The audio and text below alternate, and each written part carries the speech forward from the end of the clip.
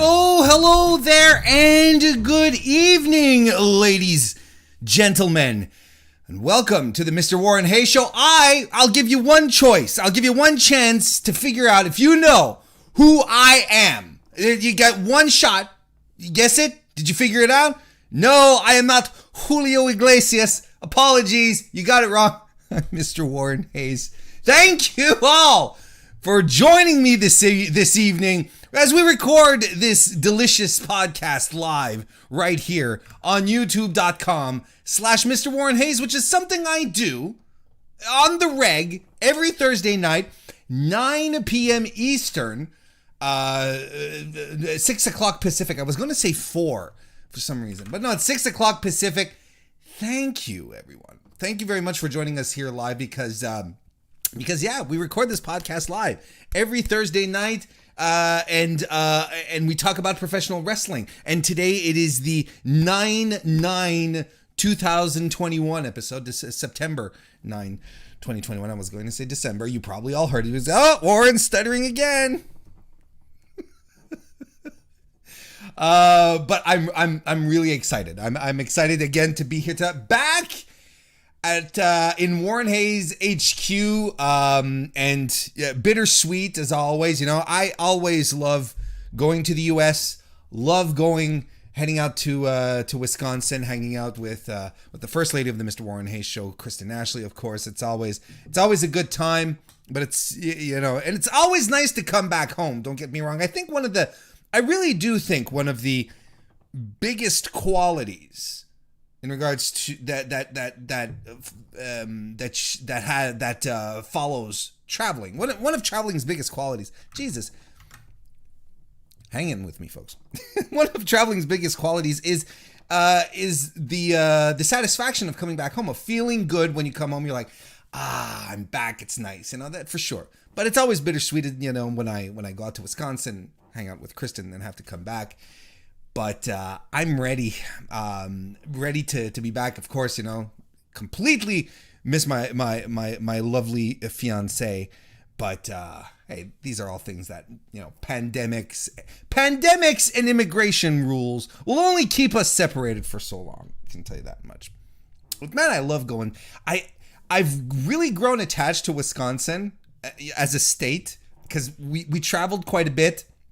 This last time that I visited, went around the state quite a bit, and I really like it, like the vibe, like the atmosphere. I feel like I understand the Midwest better. But you know the one thing the Midwest could use more of? Cracker Barrels. I'm just saying. You know, central Wisconsin has a notable lack of conveniently placed Cracker Barrels. Not that, you know, I still ate there. That's not the point. But, you know, you kind of feel, yeah.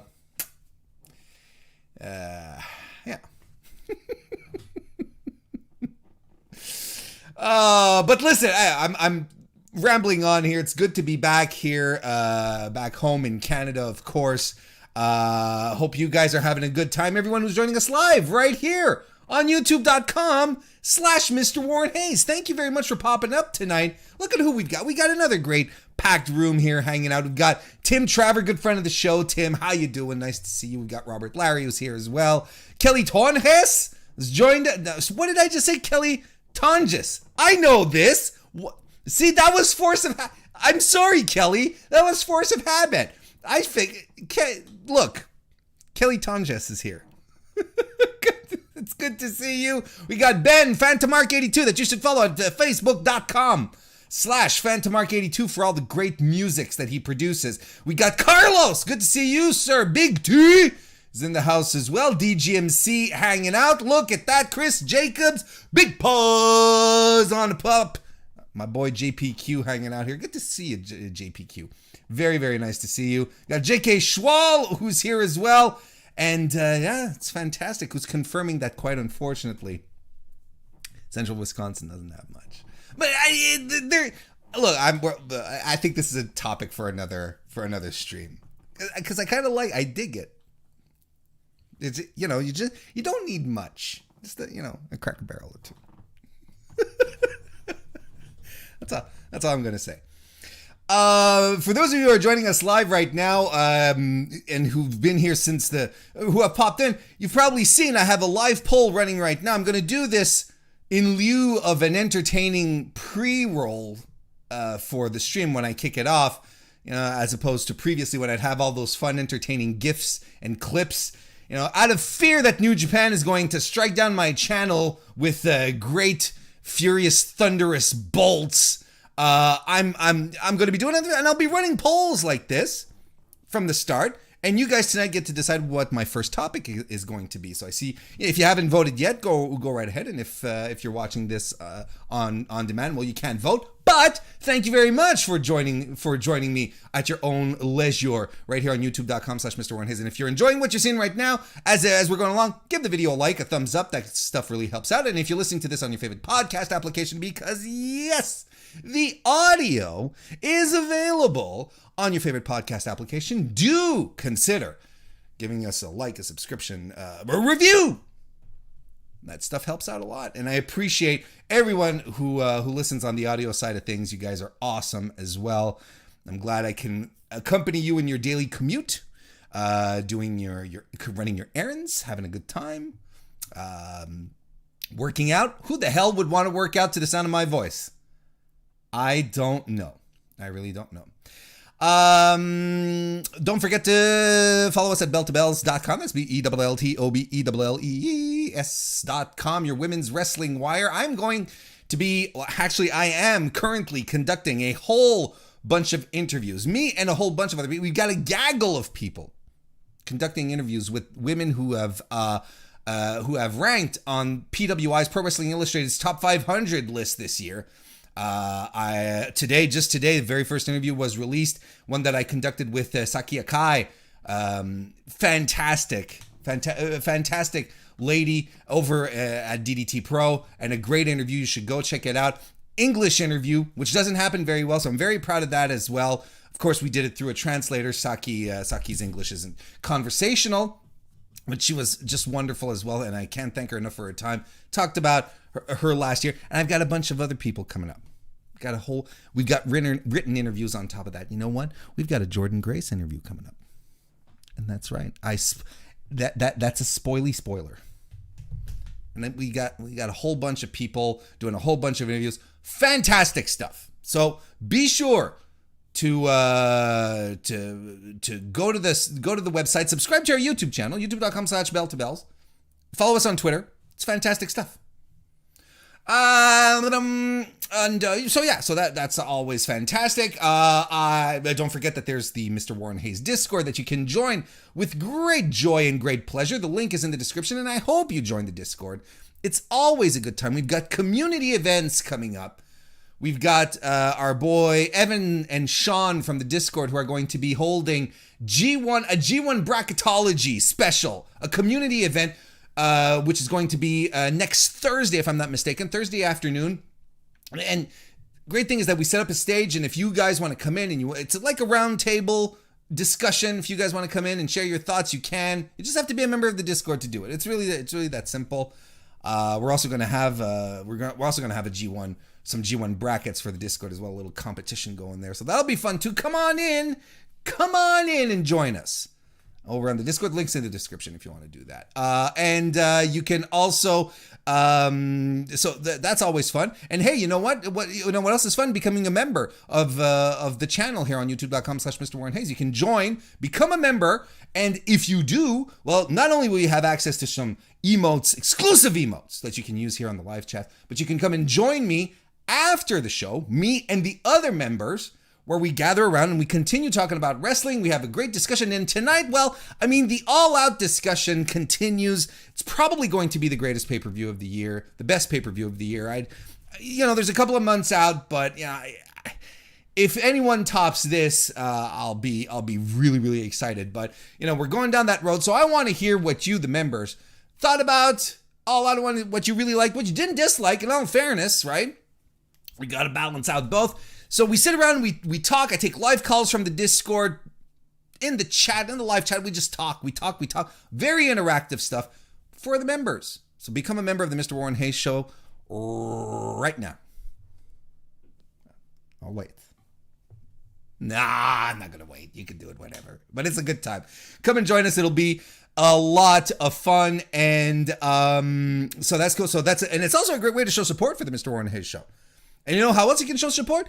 Drop a super chat. And I will read your question or comment on the air as we go on. So isn't all of that just fantastic? I think it is. I really think it is. Yeah, I think we're ready to go here. Let's get this one going then. Let's head on over to what I like to call, and which has had a break. See, I'm all back here this week. The weekly wrestling inspection officially returns.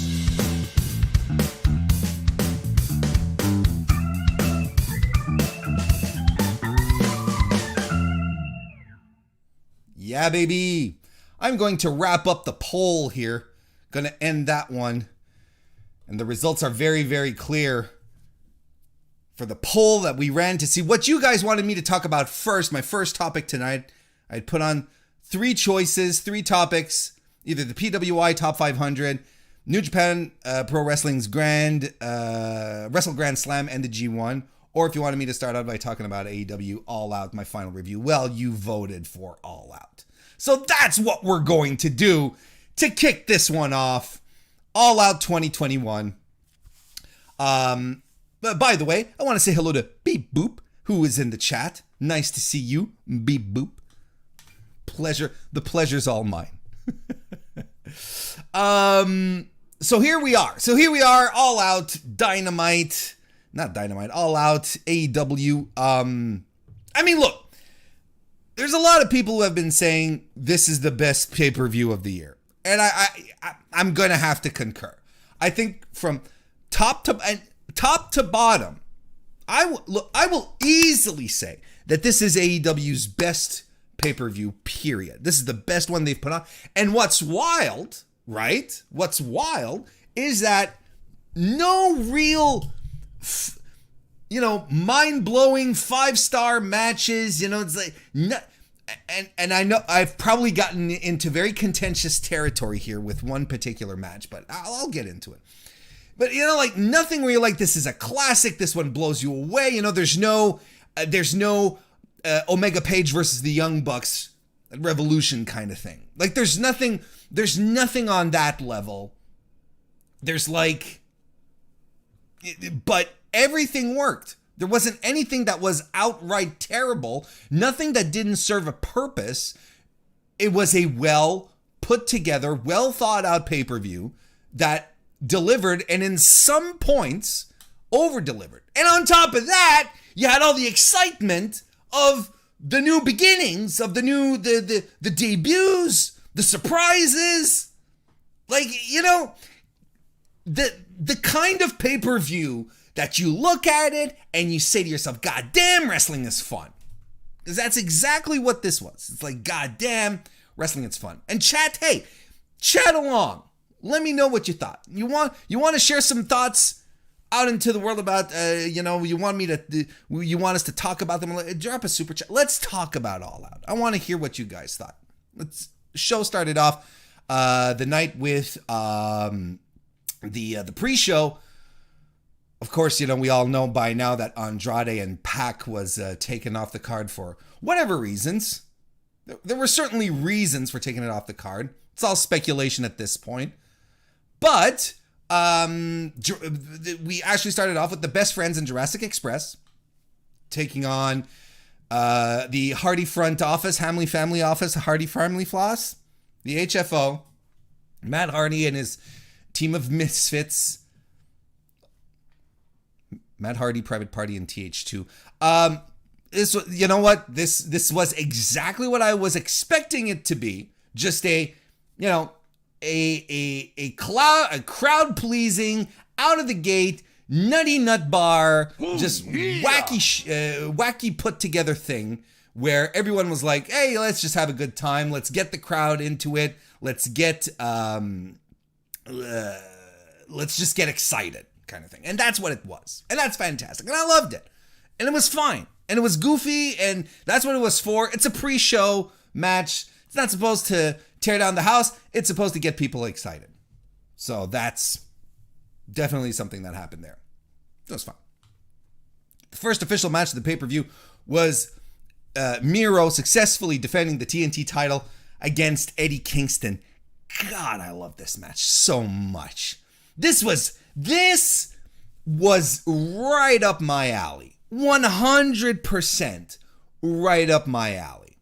You know, just a physical, brutal match where they just laid into each other.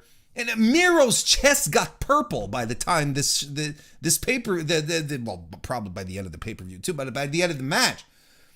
And they were not holding back, and they were into it. And there was a lot of back and forth here. And a lot of, one guy worked the neck, the other guy worked the back. And that was the story of the match here. And it was a lot more even, I think, than maybe a lot of people thought it would be. Maybe thought Miro would be a little more dominant, get more heel spots in, but everything clicked here.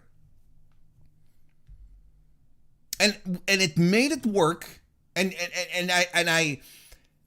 I thought there were tons of people.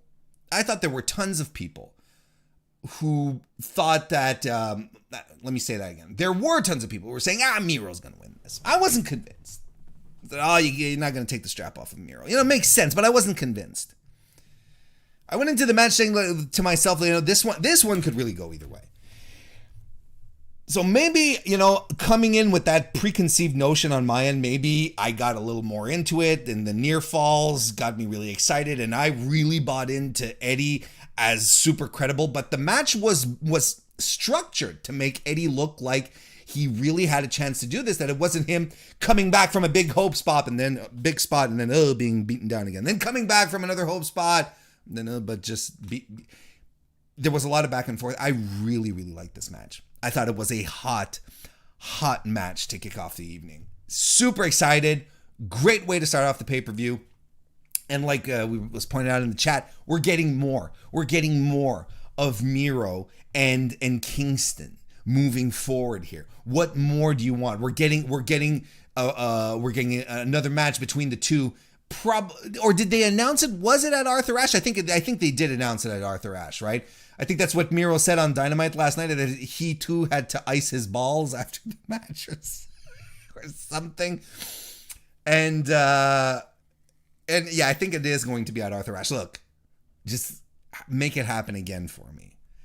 And I think you could definitely make a case for Eddie Kingston going into Arthur Ashe and defeating Miro there.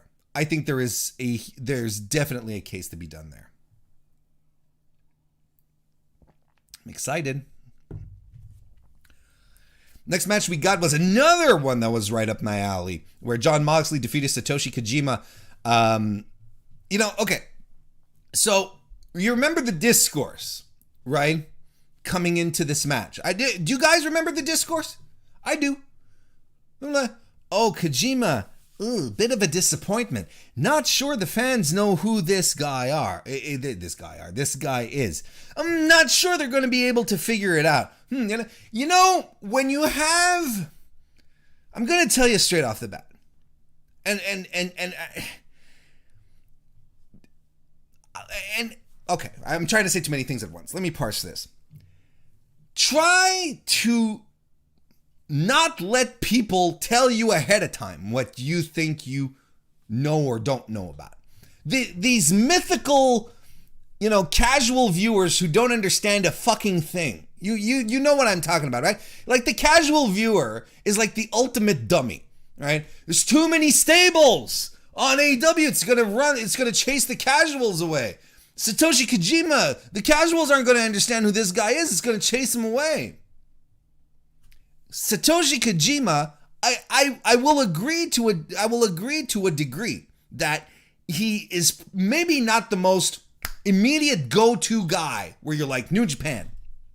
You're going to think of a bunch of other people. You're going to think of Hiroshi Tanahashi. You're going to think of Kota Ibushi. You're going to think about Kazuchika Okada, Naito. The list is going to come down, and you're probably going to reach objectively, you're probably going to reach Kojima, not even in your top 10. And that's fine. But look at what happened when he comes out. He gets a raucous reaction from the AEW crowd. Now, I am officially done with any pundit, any wrestling analyst, any wrestling discusser boy or girl out there saying, you know what? X won't work because Y. You know, when it comes to an audience, because the audience won't get it. I'm sick of it. And I'm going to talk about it later, but we have proof that what AEW is doing is not turning people away. It's actually bringing people in. And it's the same thing when I hear people saying women don't like deathmatch. Women don't like death matches. They don't like the blood. And these are usually dudes sitting around, sipping a drink, and they're on their podcast. Like, women don't watch death matches. They don't want them. Have you ever thought about asking women? Have you ever thought about doing that? Anyway, look, I don't want to get into it too much, but the point I'm trying to make here is that look at what they did here. This was look at what we got here. We got Satoshi Kojima coming out to a really big reaction from the crowd. You know, not pop of the night, but definitely not in front of critics. Because there's two things that happen here. This proves to me something that I'm not reinventing the wheel here, but that people, AEW fans, have a better worldview of what's happening outside of their favorite promotion. They have a better worldview of the ensemble of professional wrestling as opposed to WWE fans who have been conditioned to be in a bubble and that nothing else exists out of it. That's not necessarily their fault. They've been conditioned that way. I'm not pointing fingers. I'm not blaming anyone outside of the company who created that situation.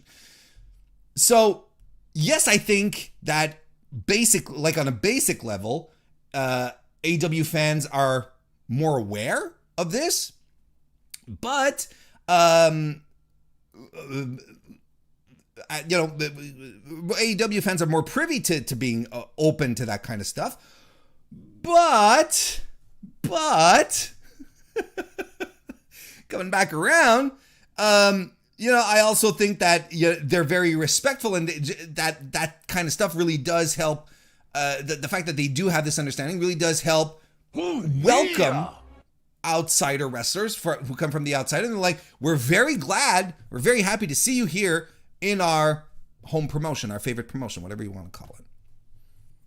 I think that was great. Look, the match, no nonsense, straight up, strong, good pro wrestling. Liked it. Would have liked a little more. I think they were starting to hit their stride when the match came to an end, but I really dug it. I didn't expect anything else than Jon Moxley winning. It was a good one.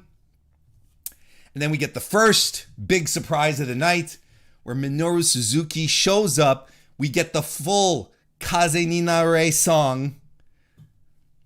We'll get to that later, but we get the whole thing. He comes into the ring and they start slugging it out, they being him and Jon Moxley, and I was in tears. I was like, this is amazing. And I don't know why I didn't think this would happen. He's in North America. He's going to be plowing through the indies over the next month and a half. He's going to be leaving a trail of destruction behind him. I don't know why I was like, hey, man, Suzuki might show up. And he did, and it was great. I love it. What a great moment. Fantastic moment. Look, might as well just talk about it right now. Yeah. And I'm getting to all your super chats soon. A lot of you, I'm going to keep your super chats for that specific moment, but I am going to get around to it, folks. Don't worry. So might as well talk about Dynamite last night, because the big thing, one of the big takeaways that happened on Dynamite last night was the fact that Suzuki, just as it was pointed out in the chat, Suzuki came out to do the main event, and they cut Kaze ni Nare, which is, his theme song where everyone sings along, and the AEW crowd knew when to sing along. They knew everything because they're smart fans. But the song was cut before getting to the part where everyone sings along to the Kaze ni Nare, and then Suzuki enters the ring. So we're like, oh, the show's going long. So everyone sort of threw a fit. I was disappointed, but I made a bit out of it. I was sort of like, oh no, sacrilege. And it is, this to certain people. I wouldn't want to piss off Minoru Suzuki. I'll tell you this much, but look.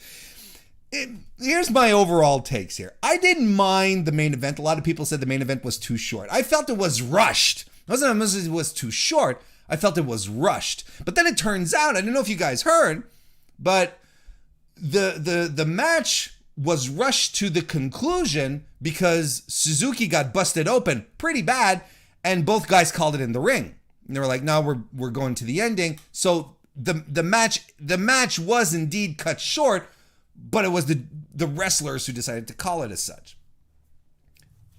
But even, outside of that, it was rushed. They were running low on time. Could they have cut the Dan Lambert promo last night? Yes, it was redundant and didn't bring anything. And it's a problem. I think it's AEW's biggest problem overall, is that it has a tendency to be redundant when it comes to promos. The meme that Sting will be interviewed tonight. Sting live in the ring. Sting this week. That meme. Now they're doing it with Dan Lambert, who he comes back. Dan Lambert's a great talker, but he's, he cut pretty much the same promo that he did last week, except he didn't use the term snowflakes this week. Could we have, did we need the second Pillman segment? I don't know. Maybe not. There's, there's clearly a different way to set up the match with the Acclaimed. I mean, there was another way to go about it, and that's fine. But I think there were already preemptive measures they could have taken to get the full experience. So the main event, it's pro wrestling, kind of everything sort of happened. What are you gonna do? Kind of thing. That's kind of the situation, right? It's like, well, blah, blah, blah, blah. And then on top of that, today was announced, and this is what makes AEW, I think, a little cut above. That today they announced that they said that Minoru Suzuki and Lance Archer, who are in Suzuki-gun both, right, for the New Japan faction, Suzuki's faction, they said, well, we're very pissed off at what happened last night, so we're going to have an announcement for next week's Dynamite. So already they're trying to fix what happened last week by delivering us maybe something for next week, and you gotta love that. That you have to appreciate. It's not just burying our head in the sand and moving forward. We're going to try and give back to the fans. Sucks to the fans, the Chicago fans who were live there in attendance, of course. But, as far as the show goes, I think it's a good thing. I think it's a really good thing. So we'll see what happens moving forward, but I'm excited. I'm excited to see what happens. Anyway, the Suzuki segment at All Out was great. The match with Satoshi Kojima was a really fun match. I enjoyed it. Chris Statlander was unable to secure the AEW the AEW Women's World Championship from Big Britt Baker. Baker successfully defended. I think this is the match where the most obvious outcome, because there was a couple of them, but I think this was the match where the most obvious outcome took me the most out of the match. If that makes sense. Is there Omega and Cage and Christian Cage, I think the writing was on the wall on that one. That was very obvious, but it didn't take me out of the match as much as this one here, where I was like, well, but that being said, I really liked the match. I thought it was a strong, well-thought, well-paced match. Well-paced match. You got to underscore this because it's sometimes a problem with Britt's matches. Not all of them, but some of her top tier ones don't, like this one here. They don't suffer from it. I think this was a match that had perfect pacing. It went very, very well. And there was that great moment where Britt hit a curb stomp on the floor after Statlander's moonsault to the floor missed. I thought that was great. And Statlander reverting more to, using her strength as opposed to trying to do too many high-flying spots. I think it's sound. I think it's a good decision because she's taller than most of her competition. She's stronger. She looks stronger. I think it's good that she's using that more than trying to do, as they like to say in a certain corner of the internet, the flippy shit. As opposed to, so I think that's to her advantage, playing off her strengths, and it makes her credible. I love the spot, and I'm sure a lot of you guys and gals did too. Orange Cassidy getting hyped for Statlander when she was on the floor and trying to beat the count, and he was like, "Go, man! Go, get in the ring!" And it was unusual burst of energy from Orange Cassidy, which made it all the more effective. And I'm not gonna lie, Orange Cassidy was kind of me at that point. I'm like, yes, fire up the women's division. That's, if everyone else in the company could get fired up about the women's division as much as Orange Cassidy was fired up about Chris Statlander, there wouldn't be complaining about it as much. But no, this was a very good match. I enjoyed it. I thought it was, like I said, strong professional wrestling. Can't go wrong with that. Good pacing. I thought the timing of the match, the duration, everything just clicked. It was good. It was good stuff. A couple of super chats. Let's get these. Let's knock a couple of out of the park here. First and foremost, from Anakin JMT. By the way, welcome to the chat. Left us super chat. He says, official declaration, DGMC is no longer a coward. Thomas Gories is. Well, all of this gets shifted around. And if you want to learn more about all this cowardice talk, join the Mr. Warren Hayes Discord. Link is in the description. JK Schwal left us a super chat as well. Thank you very much. He said, by the way, good call on the Punk ice cream bar. Very good. Can you confirm? Because I missed out on that detail. It just popped into my mind. Were they selling them or were they handing them out at All Out? Can anyone confirm that for me? And JK, you were there. But yes, I mean, the ice cream bar was very good. Locally made, great ice cream, and not flimsy, cheap, paper thin chocolate coating over. It was very, very good. I liked it. I thought it was very, very good. They were selling them. Okay. I think Punk wanted to give them away again. I still have. Where did I put it? I said, because I'm going to buy some frames this weekend. Where did I? Because I kept the wrapper. Give me a second here. Okay, I'll put the headset here. Because I decided to keep the wrapper from the ice cream bar. I can't find it.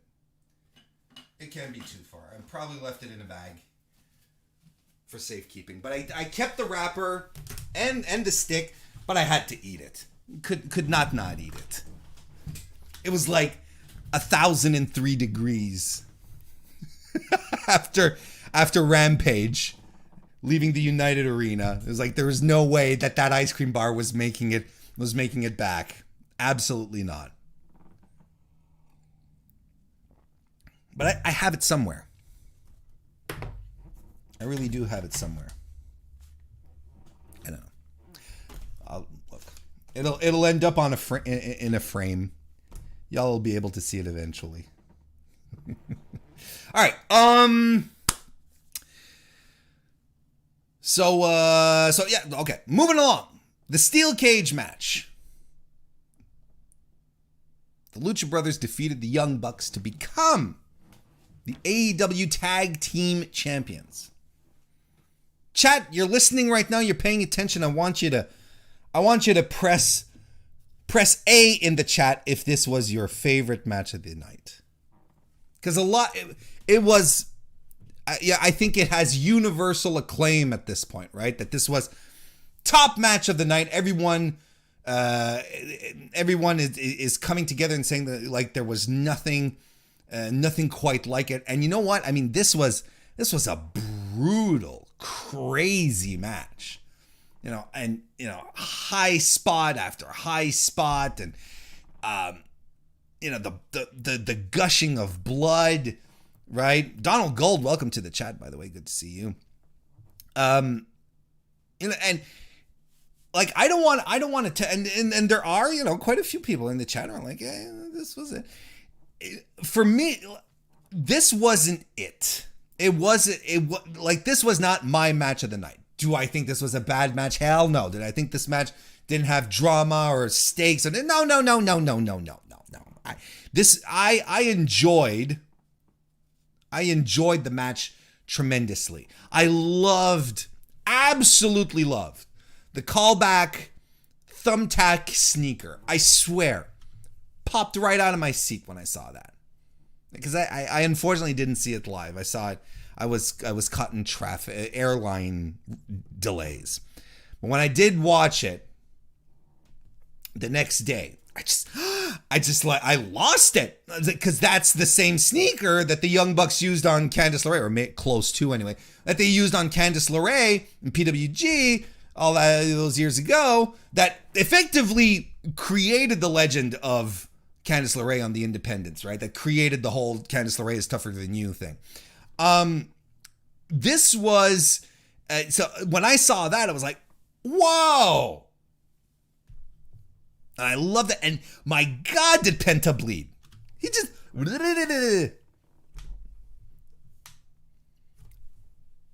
but if you've been listening to me for a while, or even not that long, but if you've been here for a while, you know that there are certain types of Young Buck matches that I don't like. And it always depends on their opponents. And it's not because I don't like the Young Bucks. I believe that the Young Bucks are the absolutely most versatile wrestling tag team out there. There is no one who can work a tag team match in any given style so effectively and on such a high level, a world-class level, like those two guys can. The Jacksons are absolutely fantastic. But this is the type of match that I don't like as much. It was the spot match, and that's fine. And when I saw it and I saw it announced with the kids, I was like, okay, fine. This is it. This is the spot match. People are going to lose their shit. This is awesome. Holy shit chance. That's what this match is for. And I appreciate that. And I enjoyed it. Was it my match of the night? Absolutely not. Because it doesn't hit the same place for me as I enjoy pro wrestling. It doesn't. But I sit there in awe and in marvel of what these guys do and what they put on. And I love the structure of it. And of course, the Avalanche Destroyer. Everyone was like, Matt Jackson's dead, right? Matt Jackson is officially dead. There was no, that was crazy. Like, he took it right on the neck. But you know what made this match awesome? You know what made this match great, in my opinion? The finish. Rey Fenix, top of the cage, flings himself off, lands a body press on both dudes on the mat, on everyone, and that leads us into the finish. The spot off the cage wasn't a corkscrew moonsault. It wasn't a Fosbury flop off the truss into the ground. It was just one dude, after all the shit that they endured, flying off the top of the cage, not unlike Jimmy Snuka. A basic wrestling high-flying move, nails him, and is enough to move into the finisher and end the match. I loved it for that because it made sense. And you didn't need to have Chris Jericho flying off the cage and through crash pads and shit like that. You didn't need it. Because the story in the match, throughout the match, was they're just brutalizing each other in the match. And they're already, they're all, working through pain and agony at this point that all it needs is one guy flying off the cage and it's done. Simple, effective, and logical in the story. Didn't need a breakneck move. Didn't need like a cannonball senton, something where you're like, Jesus, he's gonna die. Didn't need him, like the one thing I was afraid of. I was afraid that he and Nick, when they were up there, was like, do you want to bet that they're gonna Rana each other off? They're gonna do like a poison Rana off. And I was like, I wouldn't be surprised because we just saw an Avalanche Destroyer. How are we going to top that? But it wasn't even a question of topping that spot. It just made sense in the match for that move to be like, this is the one that takes everyone out. This is the one that sets us up for the finish. Love it. I thought it was great. Super cool match. Lots of drama. Lots of blood. I love that Penta, when he was on TV last night, he still had the blood on the belt. Perfect. Do you know, I'll tell you, you know what my favorite moment of that match was? Tell you, my absolute favorite moment of the match was after when the Lucha Bros won and they were celebrating in the ring, and you could tell, the refs were like, guys, you got to get the hell out of the ring because we have to change the tarp. We got to keep moving. We got to get lifted. We got to keep this moving. And they were being told, got to go. But Penta wanted to celebrate with his kid. He wanted to celebrate with his family. So Penta's like hanging around and they're moving the camera away. And you can tell they're like, no, we got to get out of here. And even Phoenix, he's doing the thing. He's walking back up the ramp and he's going, he's whistling to his brother. He's like, come on, man. Penta doesn't give a shit. He's in the audience and he's picking up his daughter and he's fucking covered in blood and he's going, mwah. He's giving her kisses. And you've got other referees who are like, Penta, we gotta go. You gotta go back. And they're pointing. You gotta go. And he doesn't give a shit and even brings his family up the ramp. Love that. Penta was like, fuck you. I just murdered my body. Oh, yeah, you know what I mean. I'm celebrating with my kids. I loved it. I loved it. They tried. They were like, no, you got to go, man. You got to go. Nope. I thought it was great. The Women's Casino Battle Royale was next. Battle Royals are what they are, right? They're big goofy things where a lot of people do a lot of big goofy things. I don't think this was AEW's best Battle Royal, but I thought it was a good effort. Nothing wrong with it.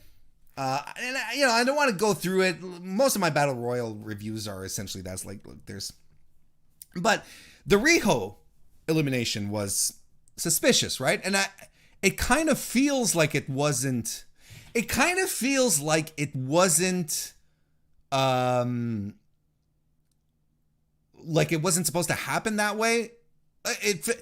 Because Jamie Hayter, who was a heel, if I remember correctly, wasn't she? She was arguing with the ref that Riho wasn't eliminated, right? But she's a heel, so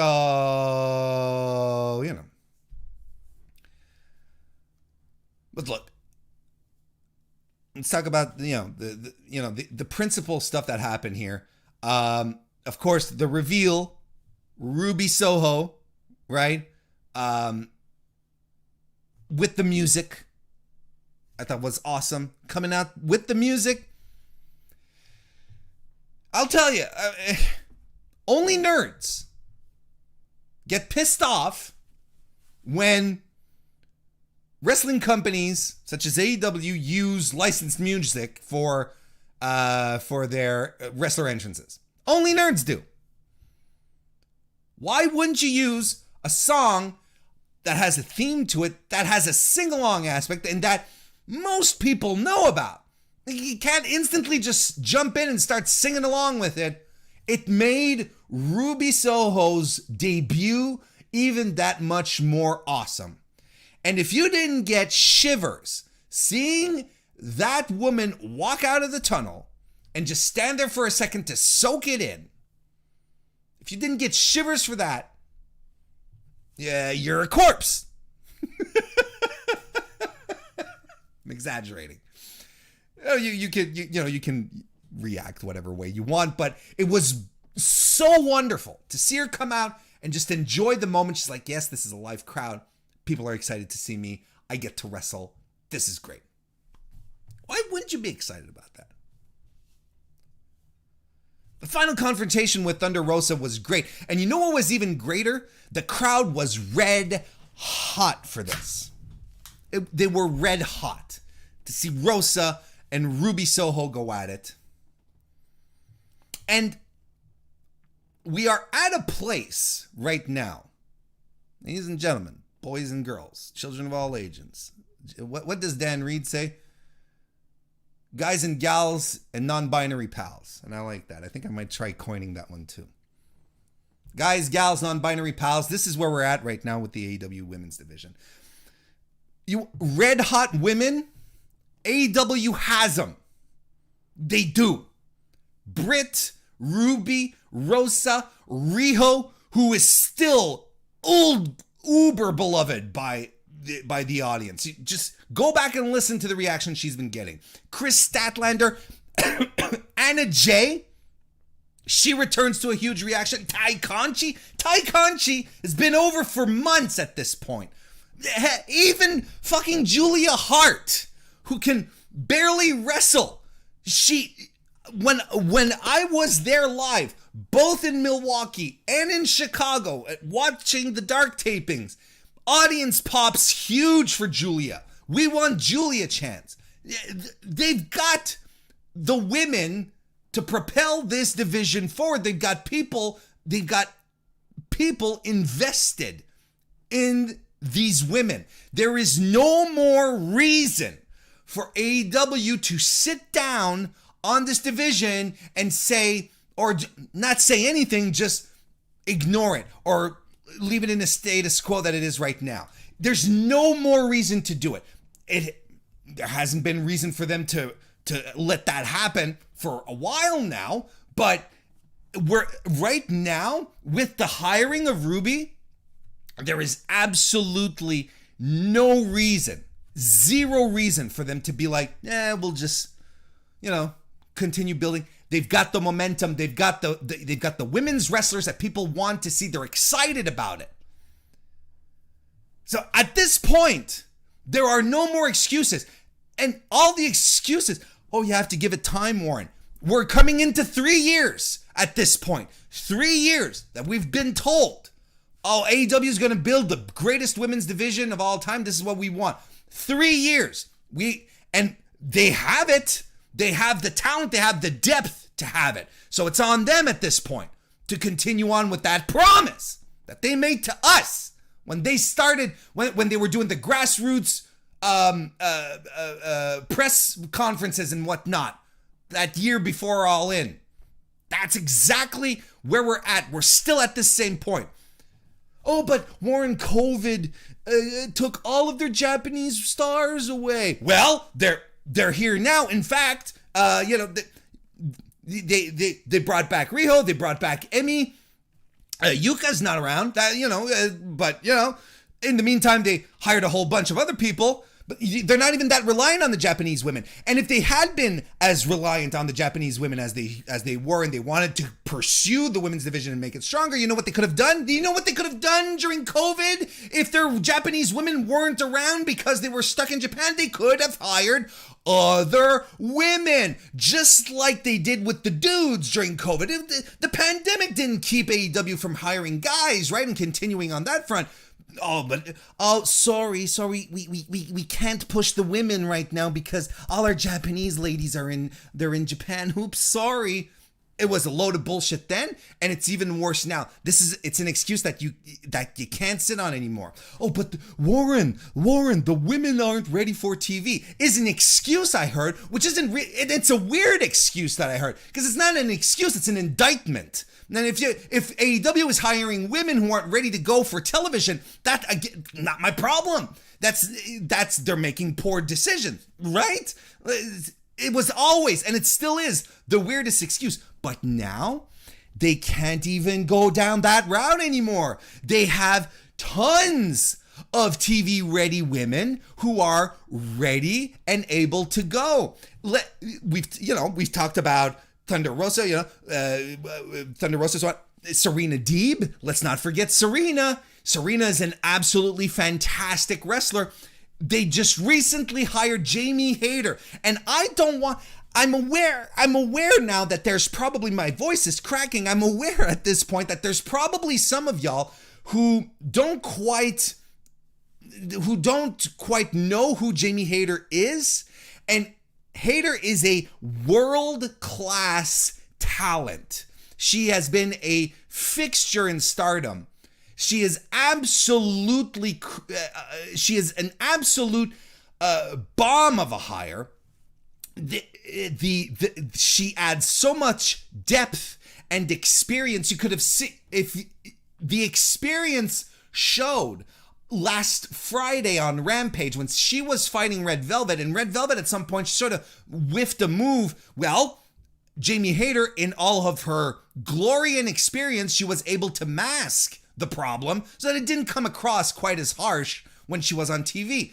Jamie Hayter is going to be a cornerstone of this division. She is another woman who can go on any level and can be the general that a lot of these women need.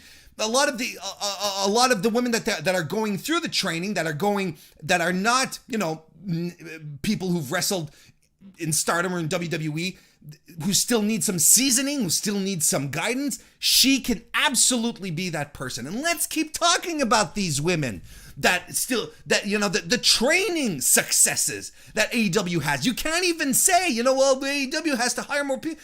They're having actual legitimate success with their training apparatuses, whatever you want to call it, the training system that they have set up. Look at Ty Conchi, is heralded as the biggest success story, leaves the PC as a bit of a, over at WWE as a bit of a, we don't know what to do with her kind of thing. She pops into AEW, she grows, she thrives, she explodes. She's now considered a success for AEW. Red Velvet, same thing. Penelope Ford, I think, has become much better than she had been in the past. They have all the tools. They're even able to take women who were who needed the training, needed the seasoning, and they're able to make them into prime time ready people, ready to go. I cannot stand any more of this. Any more of this talk about give it time, all the women's division. I've said it before, and I will say it again. The only way you will make your people care about your women's division is if you actually put your women's division on television, prime time, among the other big stars that you're creating, so that they will feel like prime time big stars. It's the only way. And I know there's, they're featuring the women a lot on Dark. It's fantastic. Great that they're giving them room to grow there, that they're giving them some television experience there on Dark. But the point is, if you don't give them matches, you don't give them feuds that we don't care about, you don't create characters that we're not interested in seeing, we will never take it seriously. And AEW has too much depth, too much talent in their women's division at this point to be complacent about it. Be like, they got their own YouTube show. It's bullshit. It's all bullshit at this point. Yes, I'm back on my rampage in this regard.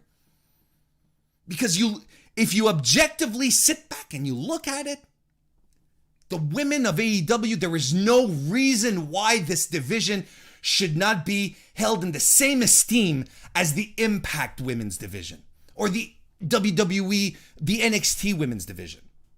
There is no reason why they should not be held in the same esteem. No reason why they shouldn't be cutting the same type of matches. And what was great about the Battle Royal is that they were able to, I had said this leading into it, right? This is exactly what I said last week. I hope it is a turning point for the division where they can create feuds, where they can create situations, interactions between wrestlers to further feuds and move things forward. So we've got Anna Jay and Ty Conchi, who are embroiled into this thing with Penelope Ford and the Bunny. Cool. Jade Cargill, a bit on a rampage. She kind of pissed off. You can't trust anyone. Nyla Rose solidifying herself, saying, I'm still a force here. And then you've got this great dynamic that they have going with Brit's group, right? Brit's group of Jamie Hayter, herself, and Rebel. Anyway. And on the other side, then you have Chris Statlander, you have Ruby Soho, you have Rio, who's been added into the mix. This is exciting shit. I'm like, good. Let's create some mid-card feuds. Let's heat people up. Let's warm people up so that Brit doesn't fight people who are cold anymore. So that Brit, because that was one of the main problems that they had with Hikaru Shida. They didn't heat anyone up. It literally was, well, we're going to go with this girl here. We're going to try her out. But the feud is cold as ice. That was the problem. And now hopefully we can do something different and we can get like a second segment on, we can get a second women's match instead of another 8-minute Chris Jericho promo or Dan Lambert repeating the same promo as he did the week before. Again, these are all choices that AEW makes. So it's not like suddenly it becomes, well, who do you not push? It's the same thing with the guys. It's the same thing with the entire roster. If you're taking people off, if you're putting some people on, you're not putting other people on TV. It's the same type of logic. I don't know why it suddenly becomes this exception when it comes to women's wrestling, where it's suddenly, well, which one of the guys are you not going to push? Well, it's the same decisions that they're making for their entire men's division right now, only they're not counting, they're really counting their rosters apart instead of blending them all together and being like, well, look, we've got everyone here. Who are we putting on this week? Who are we not putting on this week? I hope the women's quarter hour slowly becomes a thing of the past. Because if there's one thing that AEW lags behind every other major promotion that has a national television deal right now, is the number of women's matches that they put on a weekly basis. The number of segments that they have for them. So I felt that this was a turning point. I feel like there's, God bless me, apologies right now if I'm going to use the word here, but I do feel that there's momentum going into the women's division. Now, will they capitalize on it? Touch wood, even though that wasn't wood.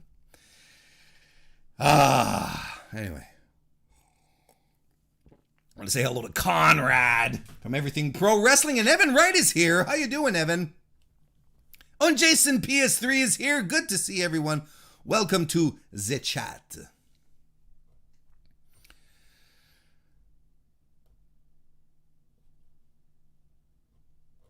All right.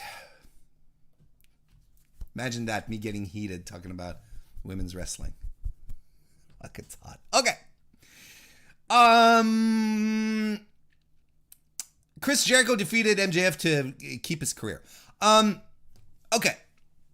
This wasn't it for me. This wasn't it. I didn't think this is probably my low point of the show. This is probably the match where I was like, damn it. And on a couple of levels. I've been done with the Chris Jericho MJF feud for a while. And honest to God, I really do believe that it should have ended with the Labors of Jericho. I think that's really where it should have all come to an end. This match felt extraneous. It didn't feel necessary. And seeing how they decided to end the match with a good old-fashioned dusty finish, I didn't care for it either. It made me care less about it, is the point that I'm trying to make. Before I go on, I want to say hello to Kristen Ashley, the first lady of the MrWarrenHayes show. Yeah. Hello, darling.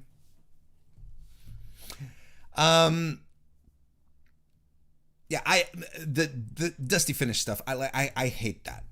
I'm going to say there's one saving grace here that I'm really, really appreciative of, is that if there had been one other match in the entire pay-per-view that had a fuck finish and didn't have another referee to come in to overturn it, I would have been mad. Then I would have been, no, this is terrible storytelling. This is shit. At least it was this one goofy conclusion. But I sincerely believe, sincerely believe MJF should have won. And that was my feeling going in. That was my prediction. And especially with the way they decided to handle this, it is even more so the thing that should have happened. He should have won, because this should have been something that MJF, this is something MJF should have been able to carry for the entirety of his career moving forward. He should have been able to be the guy who Chris Jericho could never beat. And not only could never beat, but lost his career to. And I dig that kind of stuff. I like this stuff. I like the idea. You remember when Becky Lynch couldn't beat Asuka? You remember that? Like she was Becky Lynch's thorn in her side. I dig that stuff. And it makes sense in wrestling context. They'll be like, there's this one guy that he just can't beat. One guy that he can't overcome. It's MJF. He's stuck. No matter what he tries, he can't do it. And MJF should have been able to carry this. He should have been like in a ring. He should have been able to be like 63 years old at an AEW revival match. Hopefully that. But in a ring somewhere, surrounded. He's 63 years old and he's going, God bless Chris Jericho, but he could never beat me. It's like this is what he should have been able to say for the entirety of his career. And it irks me so much. The positive point here is that we're not getting Chris Jericho on commentary for Rampage, because oh boy, he ain't great. But yeah, I like I said, didn't care for me. And Dusty Finishes, man, come on. AEW, you're better than that. You really are. Oh, yeah. Want to say hello to Mr. Fantastic, who just joined us in the chat. Good to see you. And Anakin left us a super chat. Thank you very much, Anakin. He says, the finish worked for me because Turner was already down there for Hager and Wardlow. So he saw what Aubrey missed, and Aubrey wants to get it right. Yeah. But this is what you call a dusty finish. When the referee's decision gets overturned and we reset something, and it's something, it's an overused trope in wrestling. I mean, if it worked for you, that's fantastic. That's great. Me personally, I was very disappointed, and it was the match was kind of my low point of the evening. Not so bad. I mean, the match wasn't a terrible match by any stretch of the imagination, but And we had the big one, but thank you for the super chat, Anakin. By the way. No, but that's the point, is that AEW doesn't do it. Dusty finishes are overused. AEW doesn't do it. So, am I like, oh, I'll give him a pass since they never do it? No, I don't like dusty finishes. I don't. If AEW one day hired Goldberg, I'd be like, oh, they just hired them for this one match. I don't give a shit. I hate Goldberg. It's the same thing.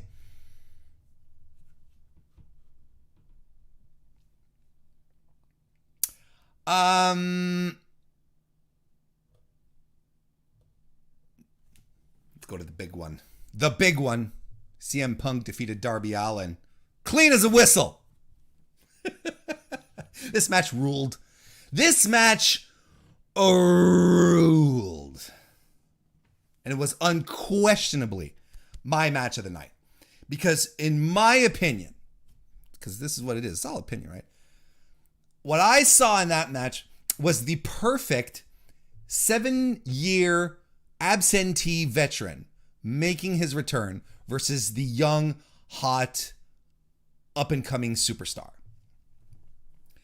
From the moment they did the throwback 1, 2, 3 Kid Bret Hart move onward, it was brilliant because at that point, Punk wasn't sure he still had it. That was the story of the match. Let's not forget. This was the story of the match. They were saying it clear as crystal for the past couple of weeks. The story of the match was, does CM Punk still have it? And when he locked up and got dragged, Punk was like, whoa. He was like, okay. So from that point on, he had something to prove. And everything that happened in that match was meaningful. There were no holds and were just thrown on unnecessarily. Everything was calculated. Everything told what needed to be said at that point in the story. Just brilliant finishing. Brilliant storytelling, excuse me. Now, as we got closer to the finish, not even as we got closer to the finish. Let me start that over. Said it last week. Punk's going to win. It made the most sense. And that was, I didn't change my mind moving in forward. But here's the thing. You remember the first GTS that Darby ate, excuse me. The first GTS that Darby ate, boom, he hits him. Darby out of momentum, flies into the ropes, rolls onto the floor, out of the momentum. And CM Punk is sitting there and he's going like, no, I messed up. And at that point, the seed of doubt had been planted. At that moment, I was like, Darby might do it now. We got the move. We got the finisher. Darby's able to avoid it. Okay. We can... This could actually happen. And I was like, my heart... Then I really got invested in the match. Even more so than I already was. Because now I was like, they sold me the ticket. This one could go either way at this point. But here's the thing, and it's not complicated. It's pro wrestling. 7 years returning in his hometown. CM Punk beat the kid, got the crowd reaction. Everyone was excited. Everyone was happy. That's what you do when you want your crowd to be hype about stuff. When you want your product to look hot because people are jumping up and down in the audience. That's what you do. You make them go home happy. You give them moments to cheer. I remember seeing on Twitter people saying, well, when Britt did the Panama Sunrise, they just did that to get a reaction out of people. I'm like, of course! It's pro wrestling! Why wouldn't they? This novel concept that AEW is pandering too much to their fans and giving them too much what they want. I'm like, Jesus, have we been brainwormed that hard? Have we really?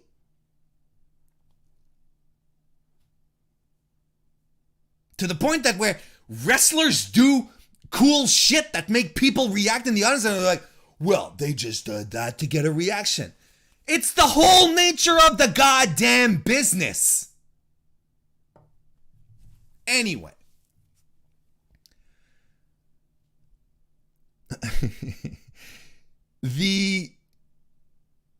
Here's the thing about Darby, because of course the discourse that followed this was Darby's buried. But again, AEW, not your typical Stanford-based wrestling promotion, actually does have a thought process and does follow their own stories so that they actually do make sense. And when you think back to Darby Allin's AEW career, he's used to the struggle. He's used to clawing his way to the top. His feud with Cody took him for the distance the first match, lost in the second match, took a third match. Finally, for Darby Allin to beat Cody. After that, Cody is defeating mid-carders, lower mid-carders, right and left. Scorpio Sky, Ethan Page, Daniel Garcia, Wheeler Yuta, The Butcher, 10, Brian Cage. But when it comes to the big names, the top stars, the tippity top stars, like Cody, who he had to struggle to get to, Jon Moxley, who he still has not defeated in singles competition, he's got to dig deeper. He's got to go down there because he is climbing his way to the top. And he's fighting the top guys, but he's not quite there yet. He's a top guy, but he's not like on that level. There's a hierarchy in AEW, like there should be in any promotion. And that hierarchy is very, very clear. And if you want to get a good understanding of it, look at Darby's win-loss record. You can see immediately who he is above and who he's not quite able to hang with on a regular basis yet. They're going to run CM Punk Darby again. Are you kidding me? But it's going to take a while because Darby's not an idiot. He's going to take his time. He's going to learn from his mistakes and he's going to come back when he's ready. And when he's ready, we might get another outcome. Or we might get the same outcome and we might need to get another match. Because that's how they build their storytelling in AEW. It's really that simple. And that's how Darby's career is right now. He's one of the top guys of the company, but he still can't handedly take down the top guys. Mid-carders, lower mid-carders, not a problem. The CM Punks, the Codys, the Moxes, he's going to have to work for that. And that's cool. Great fucking match. My match of the night. Paul White defeated QT Marshall. Okay, you know what happened there. And you know why that was there too. Cool down the audience for the next match here. Which was the AEW World Championship. Champion Kenworth Omega defeated Christian Cage for the match here. J.K. Schwal earlier in the evening left us a super chat. Thank you very much, J.K. Schwal. And he said, got tickets hoping for Hangman's big crowning moment, and they delivered a show probably more memorable. Christian was the perfect guy for that spot.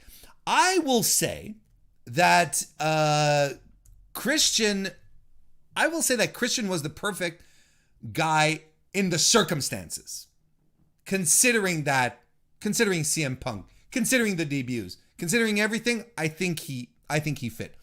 If you didn't have all the extras, I think it would have been something completely else. I think it would have been a very, very, very different main event. Maybe they would have pushed a little harder on the Hangman gas here.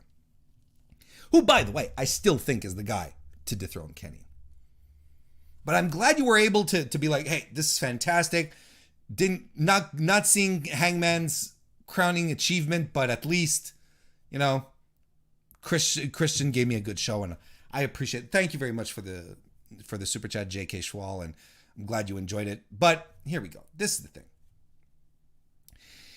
I thought the match was okay, the Omega Cage match, but something tells me it's probably not the match that they wanted. They being those two guys. I really liked their Rampage match for the Impact title much more. I thought the pace was brisker. Thought everything was a little more crisp.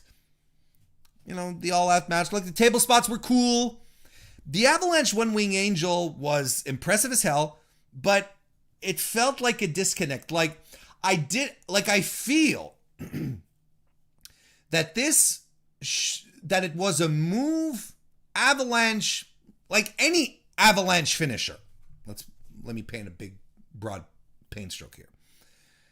When you have your finisher, but then you decide to take your finisher to be an Avalanche version of it, you want to do it because you are absolutely unable to put your opponent away. You've got one shot at this, and you don't want to screw it up, kind of thing. And you've done everything to try and put him away. So I never got that feeling in this match that Kenny was desperate, that there was nothing that was working out. You know what I mean? It's like, And yet, the finisher's cool, and it's like, okay, well, this is a decisive win, but, maybe a just good old-fashioned one-winged angel could have done it too. Like I said, the match was fine. Sometimes you just have an off night. The match was okay. Was well put together. Just it didn't make me feel. And an evening where I felt a lot of good stuff. I'm like, well, this one feels a little dry. Like overall, I think this might be the low point in Omega's championship reign. I think this is, and when you think about it, it's not that bad because this was not a stinker. It wasn't a terrible match. It wasn't something that you should be embarrassed about. It was a fun match. It just wasn't like the thing. Kenny's been had stellar matches, exciting matches on Dynamite, other papes. I don't know. But then we get the returns. Adam Cole shows up first with the rest of the Elite as the Elite are beating down on Christian Cage. Adam Cole, gone from WWE, NXT, hanging out with his buddies. A lot of people would say, we saw this coming. Okay. I think there is probably a perfect storm of circumstances, changes that are happening within WWE right now that Adam Cole was like, yeah, you know what? I'm kind of seeing the writing on the wall. Maybe I should hit the bricks. I sincerely believe that. DGMC left a super chat earlier on, by the way. Thank you very much. Said, got legit at Adam Cole debuting just to be a heel. Yes, because we did believe that he was coming out sort of to save Christian Cage, but no, he aligned himself with, he super kicked Jungle Boy, the bastard. The bastard. It's a shame. But then again, he's so good as a heel. And this is not a jabroni, right? This is a guy who's won world championships. This is a guy, he was the top guy in NXT for years. Filling out takeovers, putting on great main events. Remember that awesome match versus Pete Dunne that he had around Survivor Series? At Survivor Series, right? Remember that SmackDown where everyone was stuck in Saudi Arabia? Or at least, not that they were stuck, but their flight wasn't going to be make it back on time. And the SmackDown crew was all like on those planes. So they got all the NXT people to come in to invade. It was around Survivor Series. Who did he wrestle? Was it Daniel Bryan that he wrestled? Wrestled a good match there too. But you saw it when he was on Dynamite last night. He was saying this is the best professional wrestling organization in the world. And he emphasized on professional wrestling. And that's what he wants to do. Can't blame a guy to want to do what his passions were, right? You can't blame that. Especially if they wanted to. Did you guys hear the rumor, the report? Look, I know there's a fair chance that it's just bullshit, okay? But, the Observer was saying that WWE wanted to bring Adam Cole up to main roster, make him a manager to a heel Keith Lee. Now, whether this is true or not is unconsequential to the report itself. The fact that this report comes out and a lot of us are going, makes sense, just amplifies what WWE does to its stars moving forward, right? Because it's not the first time that WWE would take a wrestler to turn them into a manager, right? It's not the first time that happens, because they have a track record of doing this. Don't forget, Roddy Piper was being brought in by Vince McMahon in the mid-'80s when he picked him out of Portland to be a manager. Mid-'80s, 1983, I think, Roddy Piper, he was at the peak of his career. And Vince wanted to make him a mouthpiece. And he did it with Raven, Johnny Polo. He did it with Leo Rush, who arguably was at the peak of his career there too.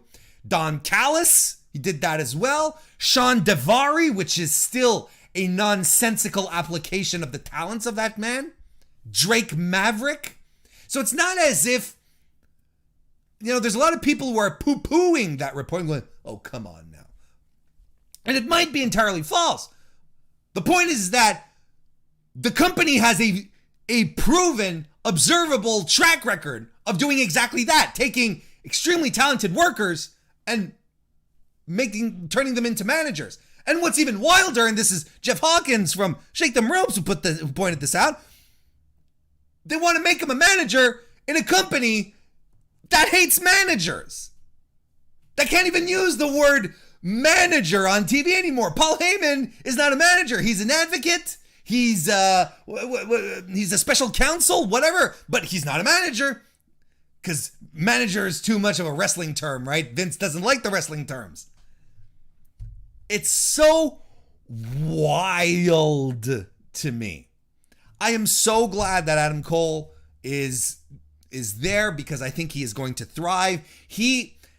I think we cannot underscore how important this guy can be to this company.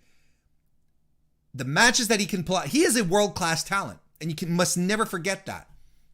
Never ever forget that. Despite what WWE was trying to do with him over the past year or so, or not doing with him, Adam Cole is a top-tier talent and will always be that.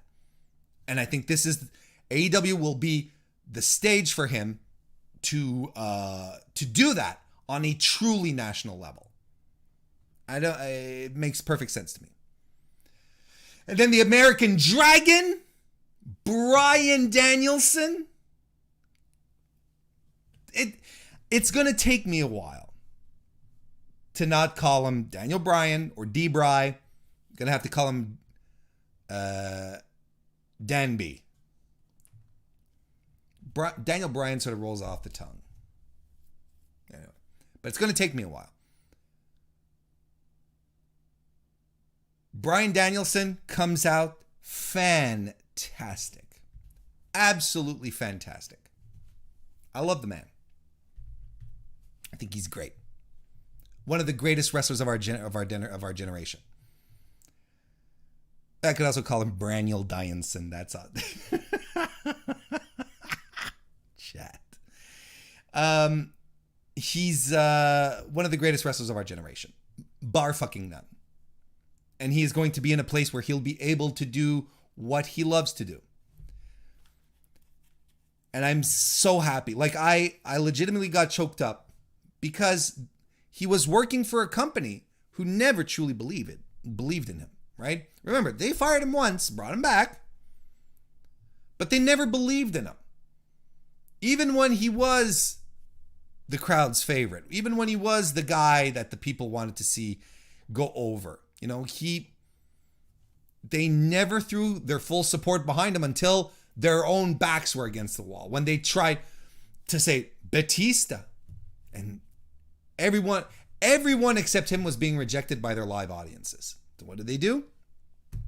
They're like, well, we're going to have to do it. We're going to have to move forward on this one. And when was the next, then he has to retire. And he goes around and he goes to see his own medical experts and whatnot, try to get everything settled, getting some second opinions. And he works his way back. And WWE says, no, we can't have you wrestle. And Bryan says, motherfuckers, I got the results. I have everything set up here so that I have tons of doctors who are saying I can wrestle again. They finally cave in. He returns to one of the legitimate, most wonderful moments WWE could have given us. Daniel Bryan announcing that he's returning to in-ring action. I still remember it. Got choked up. Like, my God, this is fantastic. This is a guy who was told, you can't wrestle anymore, your career's done.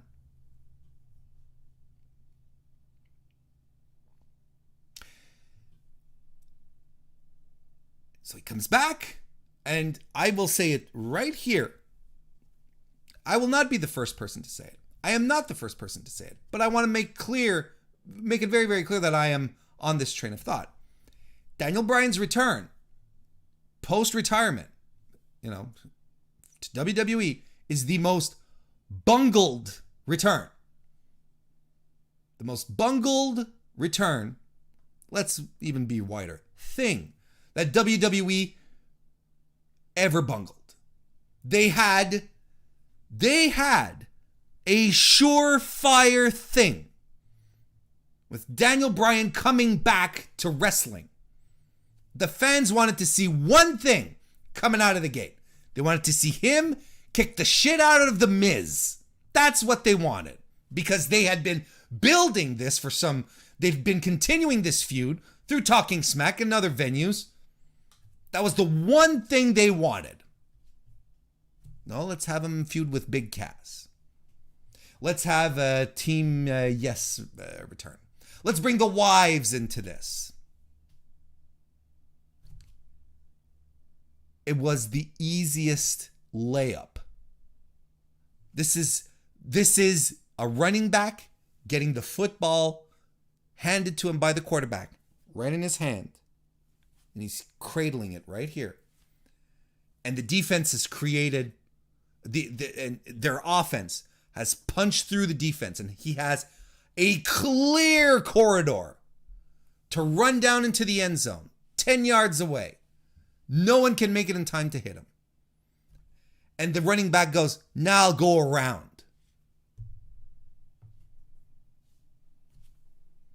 It will go down in history as one of WWE's worst blunders. And no one can change my mind on that.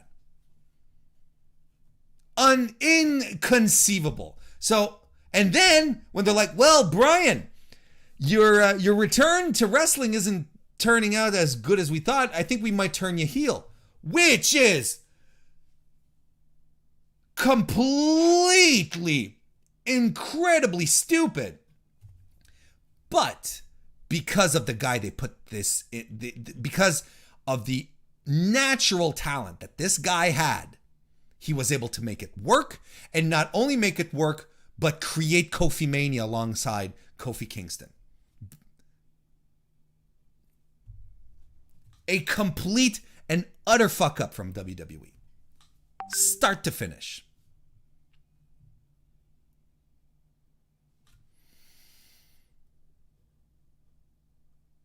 So yeah, I'm just glad he's back.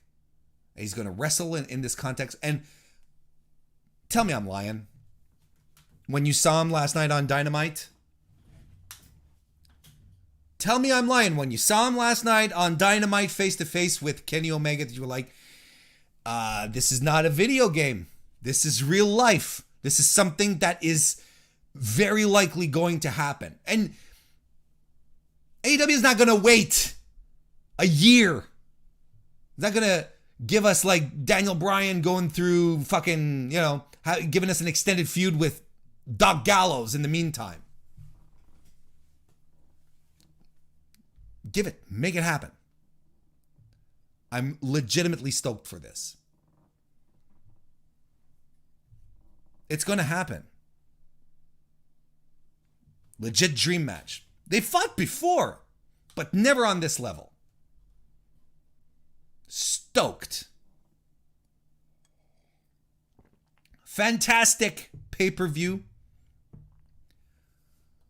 I'm excited to see if anything comes close to it until the rest of the year, but a great show. Don't let anyone ever tell you. Don't let anyone ever tell you that if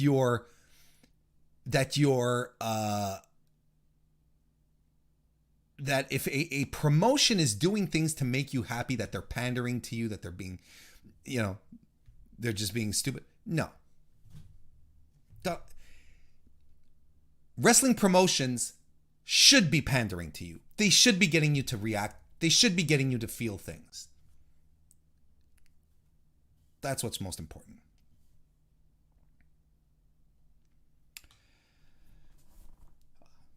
I talked about this for 90 minutes, and I still want to talk about New Japan. We might be going over a bit here, folks. We might be getting some overtime.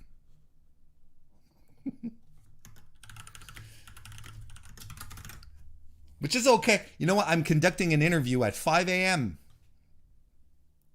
with people over in Japan. That's all I'm going to say.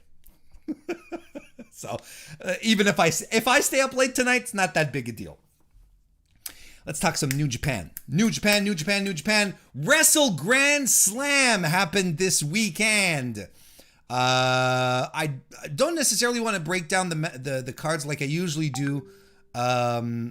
There's a couple of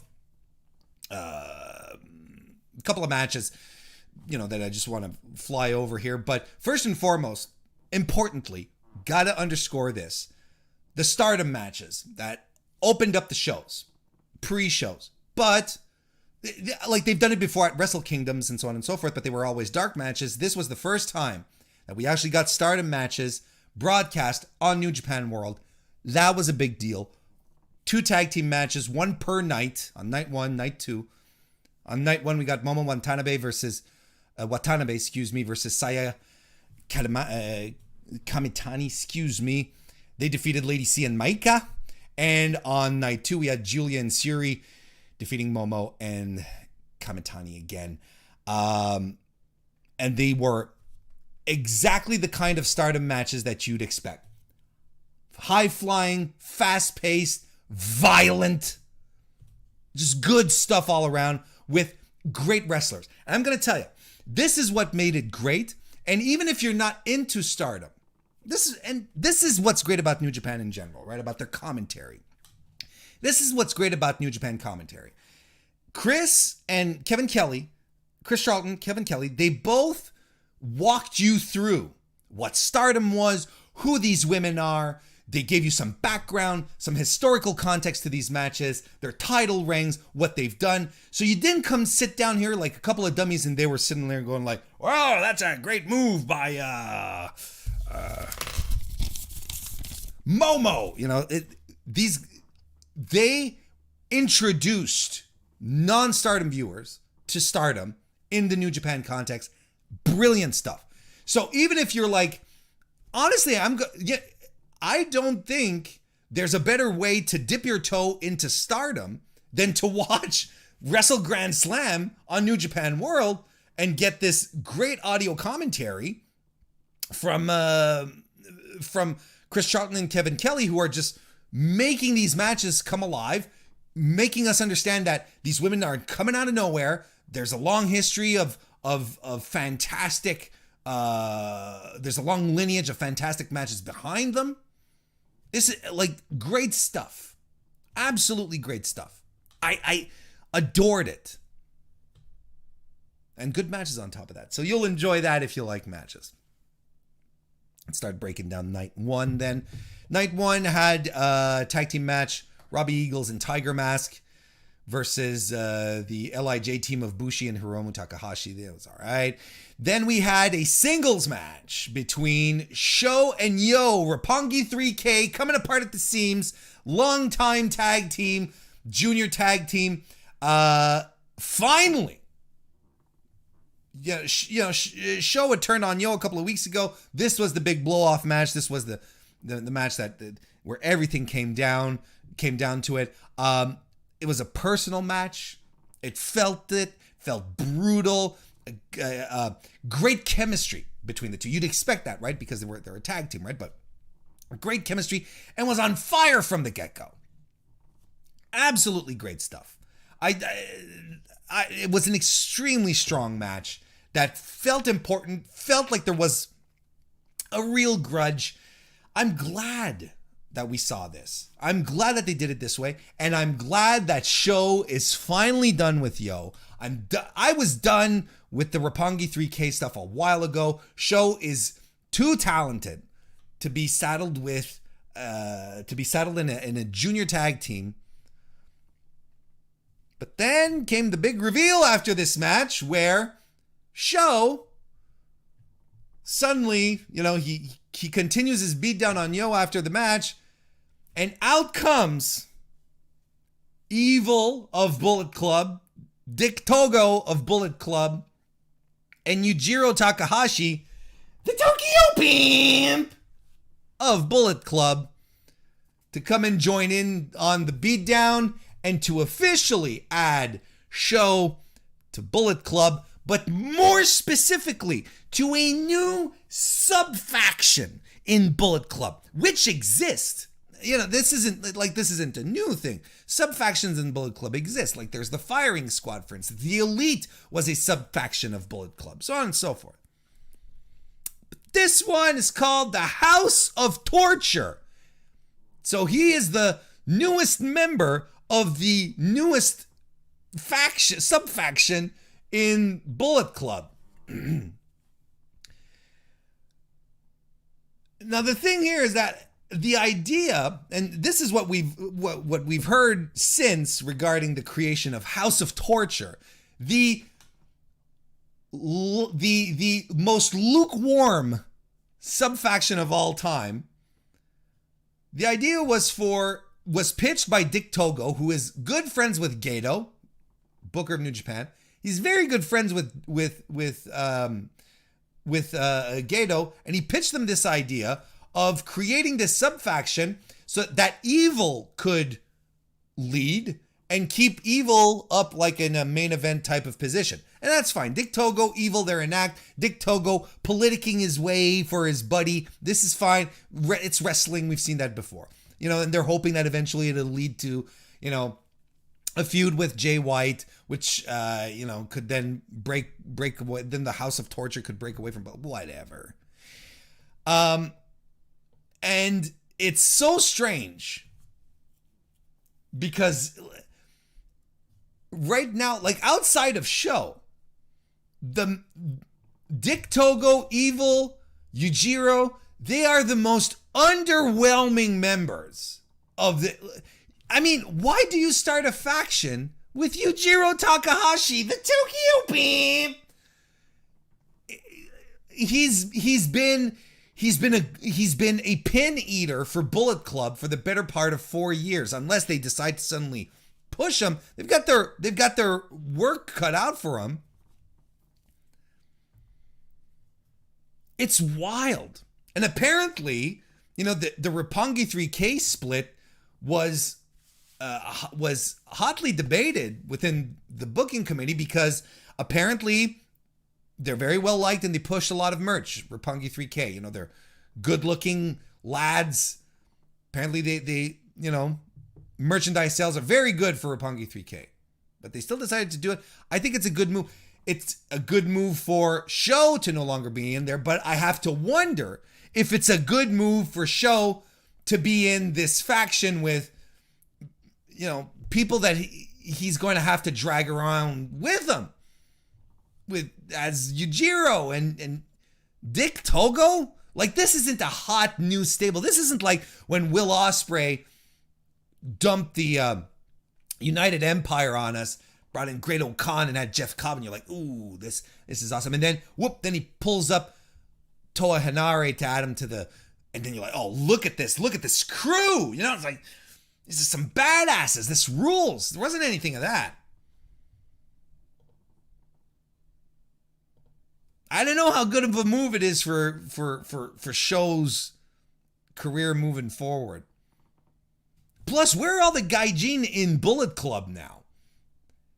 Let's not forget, Bullet Club was started basically as, foreigner wrestlers banding together to sort of do foreigner wrestling stuff at New Japan, right? So I'm like,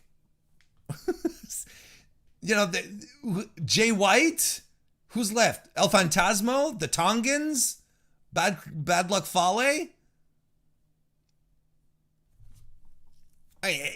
Ultimately it doesn't bother me, but we're a stretch now away from what Bullet Club used to be on that end anyway. But this was a good, like the match itself was a lot of fun. Something that wasn't as fun, Toru Yano defeating Chase Owens to regain the King of Pro Wrestling trophy in an I Quit match. Now, if you're sitting there going, oh my God, Warren, was there really a Toru Yano Chase Owens match that on New Japan, an I Quit match? I'm like, yeah, absolutely. We got, absolutely, that's what happened. Well, Warren, thankfully it must have been very short. No, actually, it was the longest match on the card. It was nearly a half hour. Like, Warren, are you telling me that there was really a half hour match between Toru Yano and Chase Owens? Yes, that's what I'm telling you. Half hour, no disqualifications, I Quit match. And Yano came out as Great Bash heel Yano. Back when he started and he had his hair blonde and he was, violent. He was with Togi Makabe and they had this team going and it was all about the violence. It wasn't goofy, lovable, sublime Master Thief Yano. No, we're going back to hardcore Yano because that's what Chase Owens wanted. He was trying to get the hardcore back.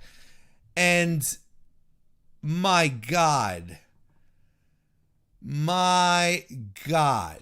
we get a near 30-minute plodding plunder match with two guys that I barely care for anymore. Chase Owens, he's been the Bullet Club job guy for years now. That's whatever. Maybe they want to give him a push because he's one of the last Gaijin left. I don't know. I don't know what they're doing. Yano, I love Toru Yano, but I think the whole King of Pro Wrestling trophy thing with the gimmick matches has taken away a lot of what made Yano fun to watch, where he'd come in, he'd do his comedy bits, and he'd hit the bricks. Now they're pushing this entire series of all these matches have to be gimmicked. So you're not really expecting Yano to do zany stuff because the zany stuff is already built in. So they've managed to make me not care about Yano, and Yano returning to his hardcore, his violent self. It's not a big selling point for me. I'm not gonna lie. And I get it. I get it. You do an I Quit match, right? You do an I Quit match, so you have to give it time. If it's an I Quit match that lasts 10 minutes, you're like, well, this was bullshit. So you have to give it 30 minutes, right? But then you give it 30 minutes of Yano and Chase Owens, and you're like, Jesus.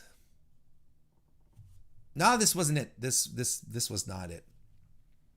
What was it, though? Jeff Cobb versus Kazuchika Okada, with Jeff Cobb picking up a win on the former IWGP champion.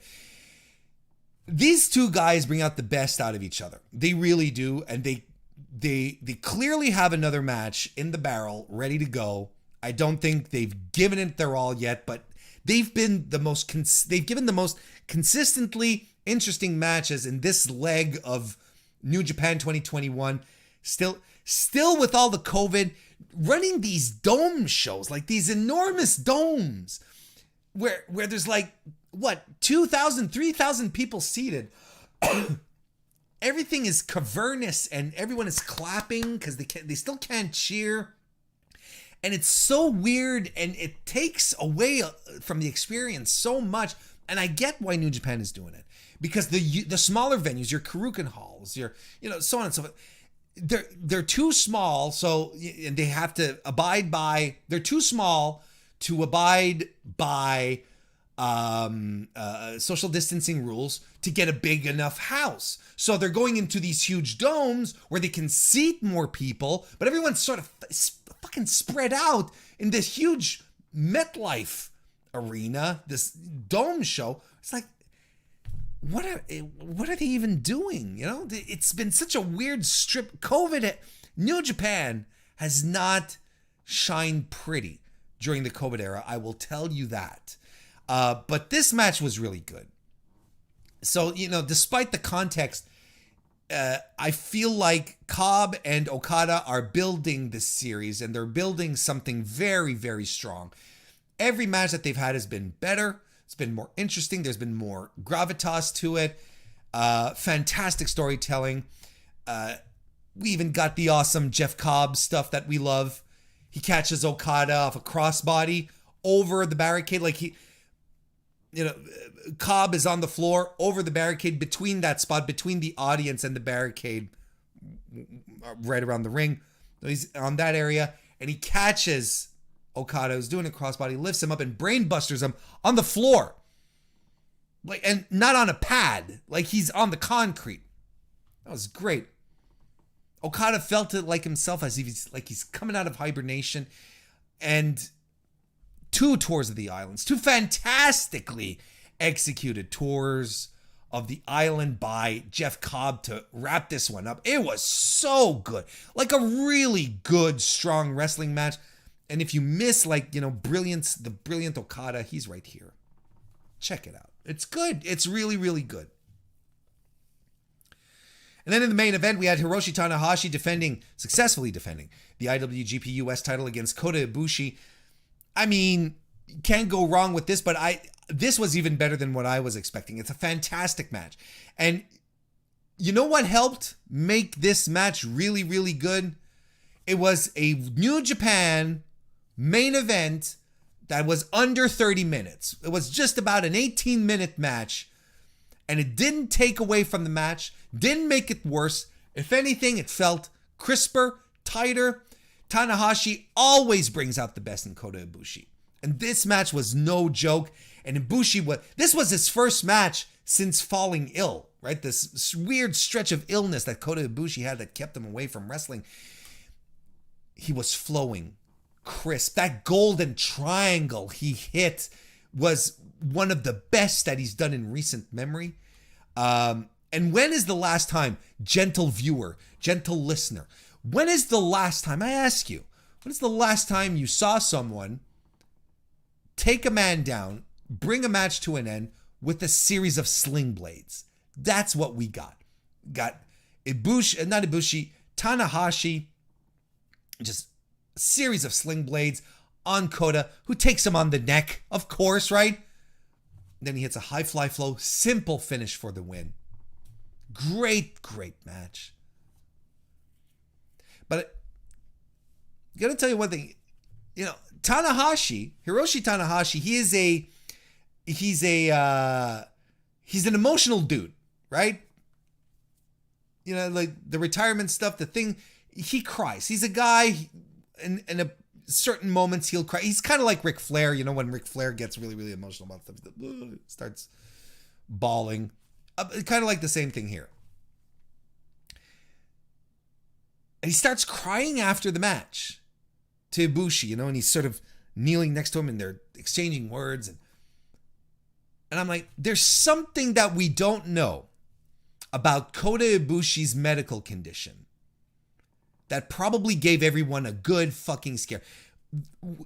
Reported pneumonia. Pneumonia is no joke. It sounds like it's a bit of a trifle because it's one of these diseases that's treatable, that we can fix up. Not big a deal, but no, it is a big deal, especially for athletes, right?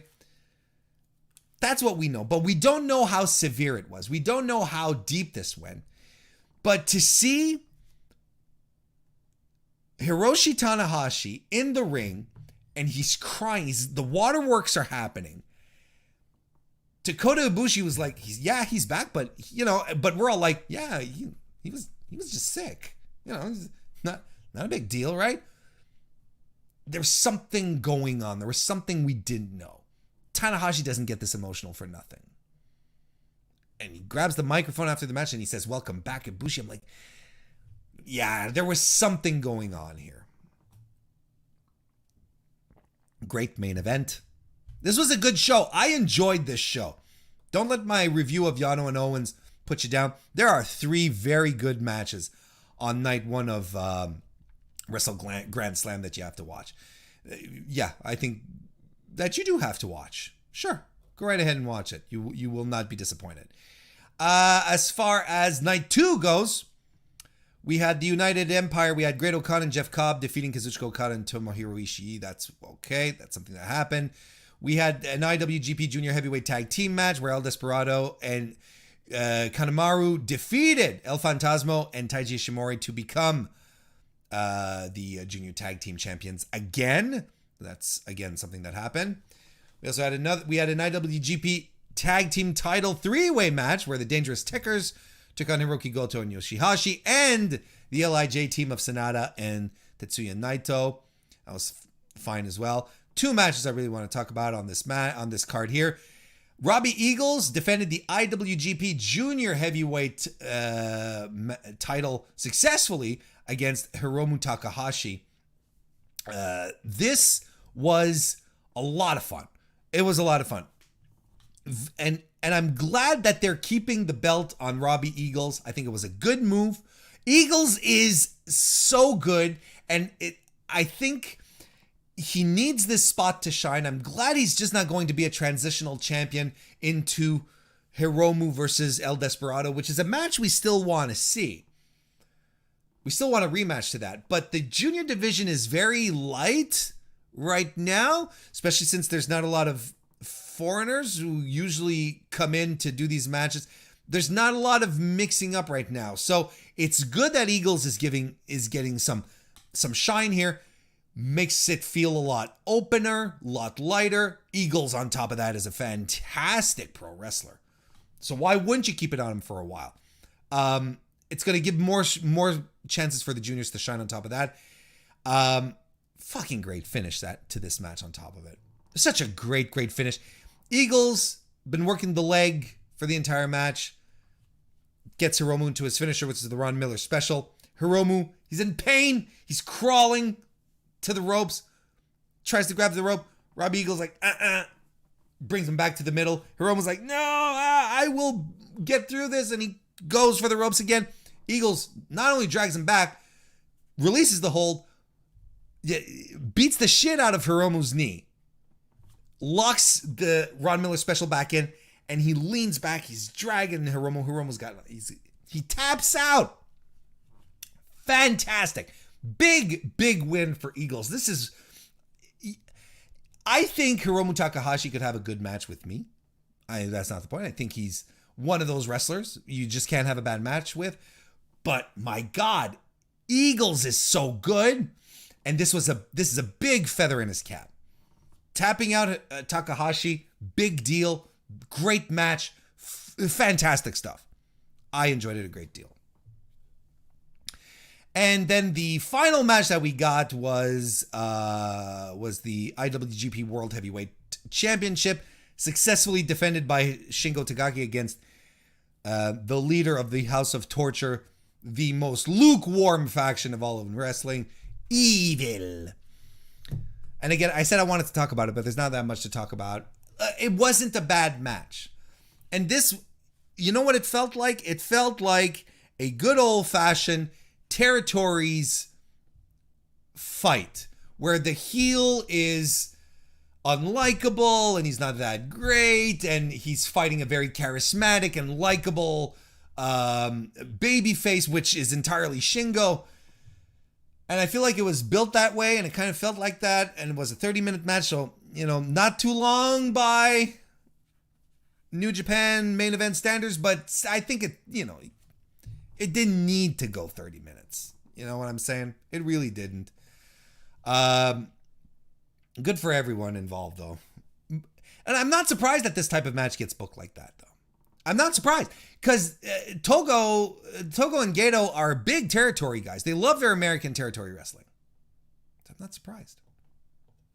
Anyway, it was fine. Fine main event. Again, nothing to write home about. It's hard for me to get excited when it comes to evil main events.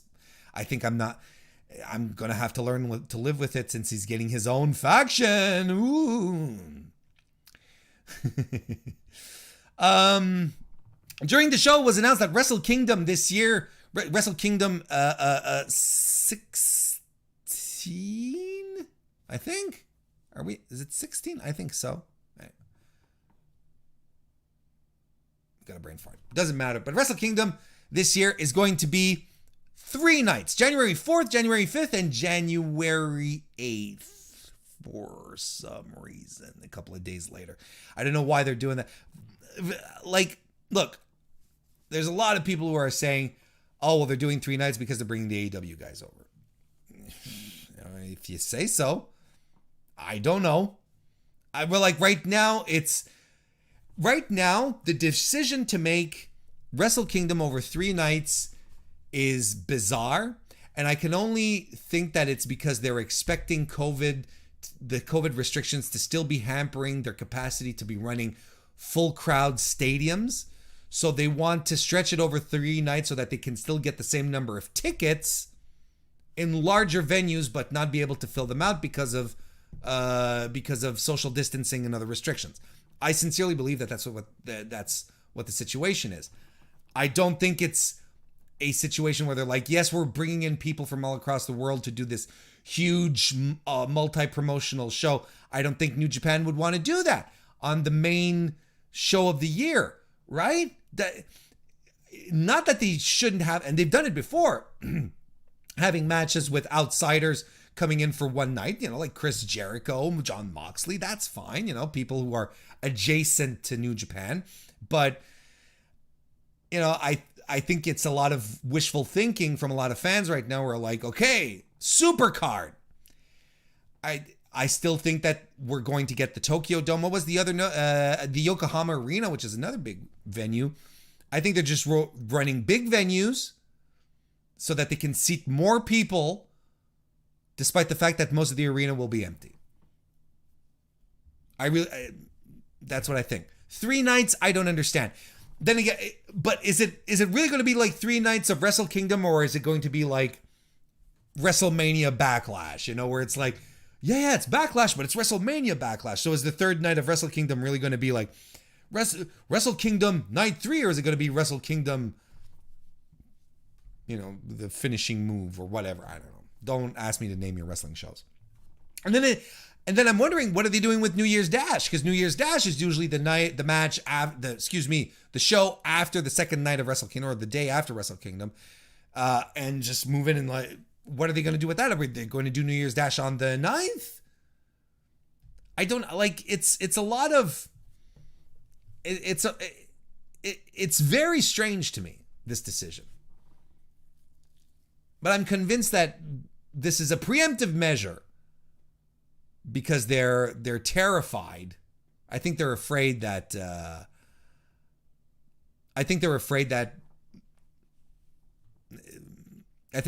they're going to not be able to make as many ticket sales if they just ran one big Tokyo Dome show. That's just my thought. And also during the show, we were announced, we got it. The G1 2021 brackets, or blocks, I should say, were announced. Exciting times. G1 season coming up, starting on the 18th, like a little over a week. I'm excited. I love G1 season.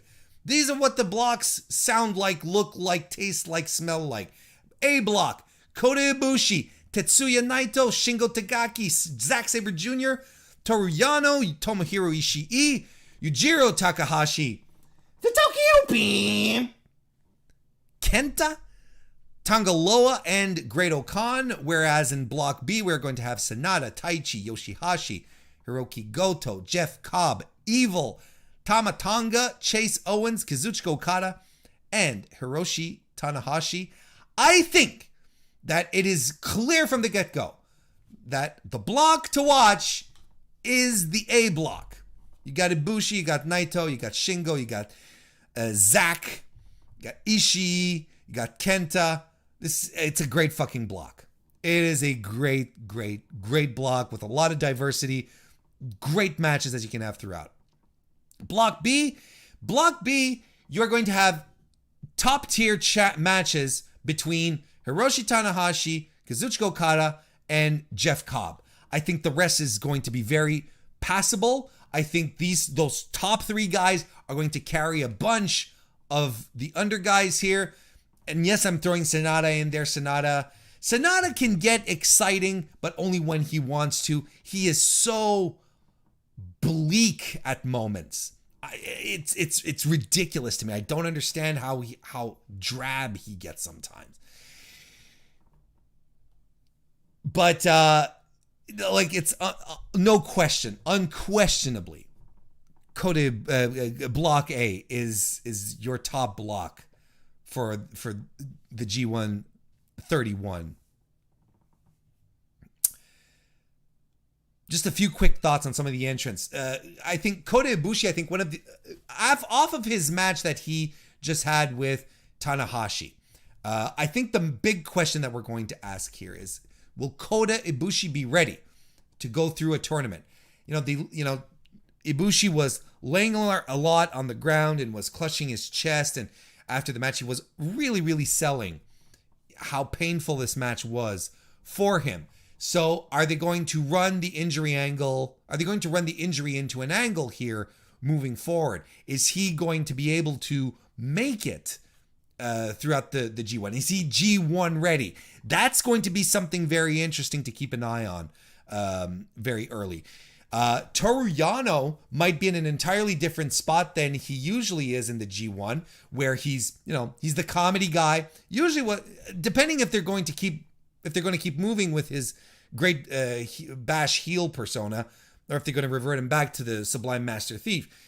If they keep him in the violent persona, he's not going to be the comedy guy, the guy that gives a night off, bit of respite for the guys who are in the block. It's a simple match, not that big of a deal. It's a Yano match, shenanigans, let's move along kind of thing. That'll be interesting to see. It'll have been a long time that we haven't had a G1 without comedy Yano, if that's what they want to do with him, of course. Probably one of the most exciting entries in the G1 this year is Tonga Loa as a singles guy. This is going to be his first G1, first and foremost, and he has been really interesting. His singles matches that he's had, his singles outings have been very, very good, and I think he's evolved a great deal as a professional wrestler. So I'm excited to see what kind of singles matches he can have. He could easily be a dark horse moving forward here. But not to go and win it all, but to have a surprisingly good G1, even if he's losing a lot, if he's having some good performances and having some good matches, that's all we want, really. Over on Block B, I think Jeff Cobb is going to be the guy that you want to keep an eye on. Just won a big match against Kazuchika Okada. He's been in this program. It's going to carry into the G1 as well. I think this is, it's great, simple storytelling from New Japan, but it's really compelling stuff. He had a fine G1 last year. I think he finished with 8 points, run of the mill, nothing out of the ordinary, but definitely not a disappointing performance. All signs point to him having a stronger G1. He could be a spoiler. He might even be a block semifinalist. Will he win it? I don't know. My mind's not made up yet. I don't find the field all that clear yet. I don't know if Cobb is going to make it, but he's definitely going to be a big time player in the G1 this year. Whereas I think Tama Tonga won't, and I'm not excited at the prospect of Tama Tonga matches. I don't think Tama Tonga's all that great. That's just me. I love his character. I think he's a great personality, great guy. I think his in-ring is, and Chase Owens in the B block. I look at the block and I'm like, okay, well, who's eating the pins? Well, you have Yoshihashi, who's a perennial loser in these types of situations. Chase Owens, but again, are they positioning Chase Owens to be a little more of a threat, with the Iron Man match? Is this something they want to do? They want to push him a little more because he's one of the Gaijins who stayed over in New Japan while everyone sort of left, either went to the UK or to the United States, Is he going to want to stick around? Are they going to want to reward him, thank him with a good showing here in Block B of the G1? I don't know. Not sure I'm really excited about it, to be frank, and to be Warren as well. It's going to be exciting. I'm probably going to do a proper stream, breaking everything down. Probably have a guest on as well before the whole thing kicks off. But this is who the first night, September 18th. It's going to be Shingo Takagi versus Tomohiro Ishii straight out the gate. Tetsuya Naito versus Zack Sabre Jr. Kenta versus Toru Yano. Great-O-Khan versus Tanga Loa. And Kota Ibushi versus Yujiro Takahashi, the Tokyo Beam. So that'll be a fun one, but not giving off the big matches straight out the gate, which is oftentimes what New Japan likes to do, and actually does the very next night on September 19 on Block B, where you've got Hiroshi Tanahashi and Kazuchika Okada out the gate.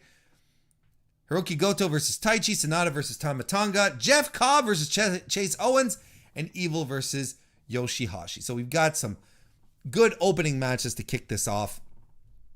Very, very excited for it. Very, very excited for it.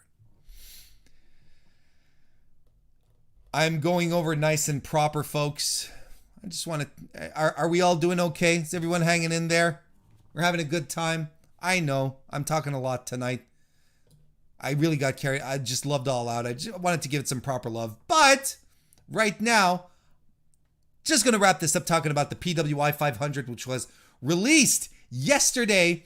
Pro Wrestling Illustrated's venerable list of top 500 professional wrestlers.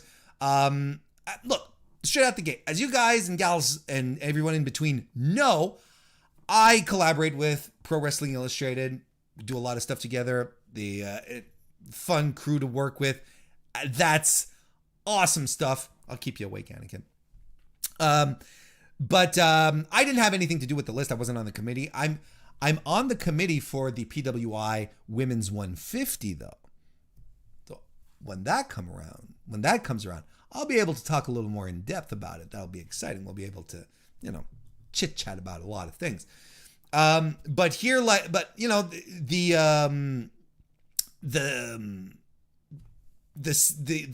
thing here, the top thing is that the criteria for the 150 and the 500 are pretty much the same, right?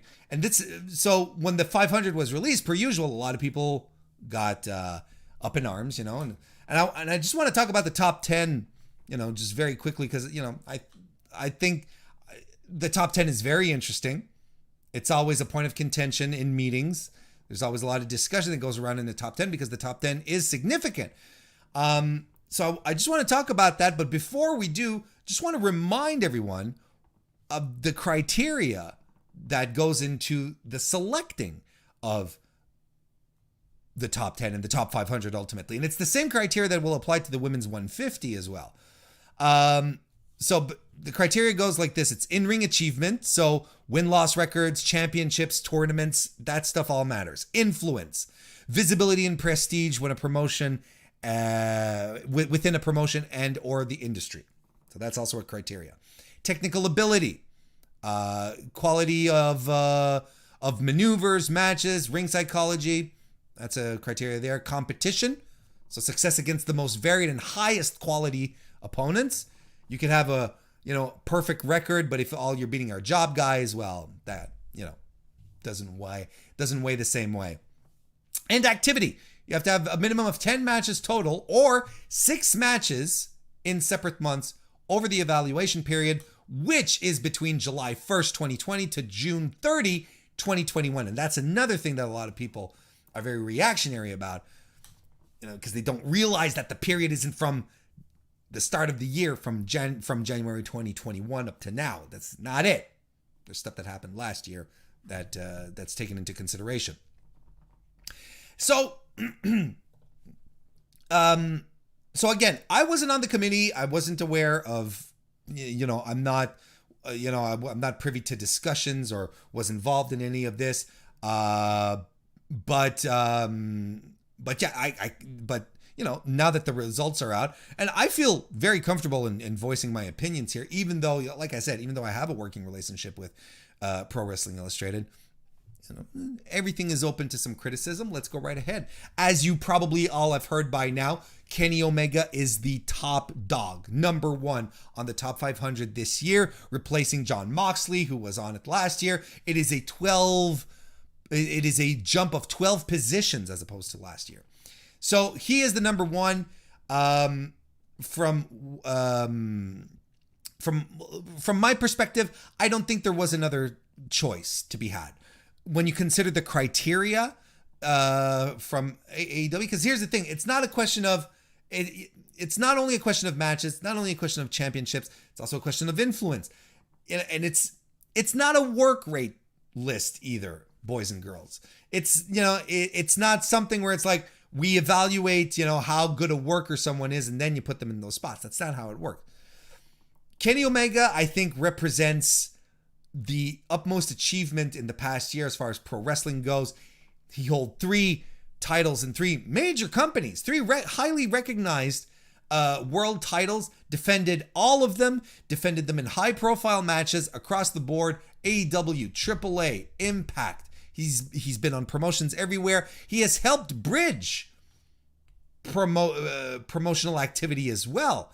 He's been at the center of this Forbidden Door stuff as well. And even before all of that, he was a tag team champion last year with Adam Page. So on top of that, he even had he had a run as a tag team champion on top of that. So I look at all of that, plus on top of the fact that he's just a fantastic wrestler who can do it with anyone in any style at all.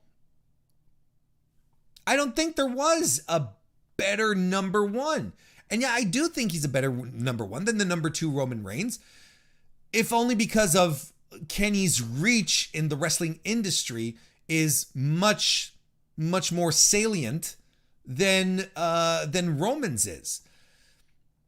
Roman, don't get me wrong, had a fantastic year, and the heel turn has demonstrated what everyone had been saying for years at this point. Stop trying to push Roman as a babyface down our throats. Make him a heel. Make him go bad on us, and we'll be excited for him. And that's what he's been doing. And he's been dominant as champion. No one has been able to take him down. Had a great showing at WrestleMania. I just don't think that his achievements hit the exceptional ones that Kenny Omega has done. And I'd probably be sitting here debating it a lot easier if Kenny Omega had spent the better part of the year, like Roman, just being AEW champion.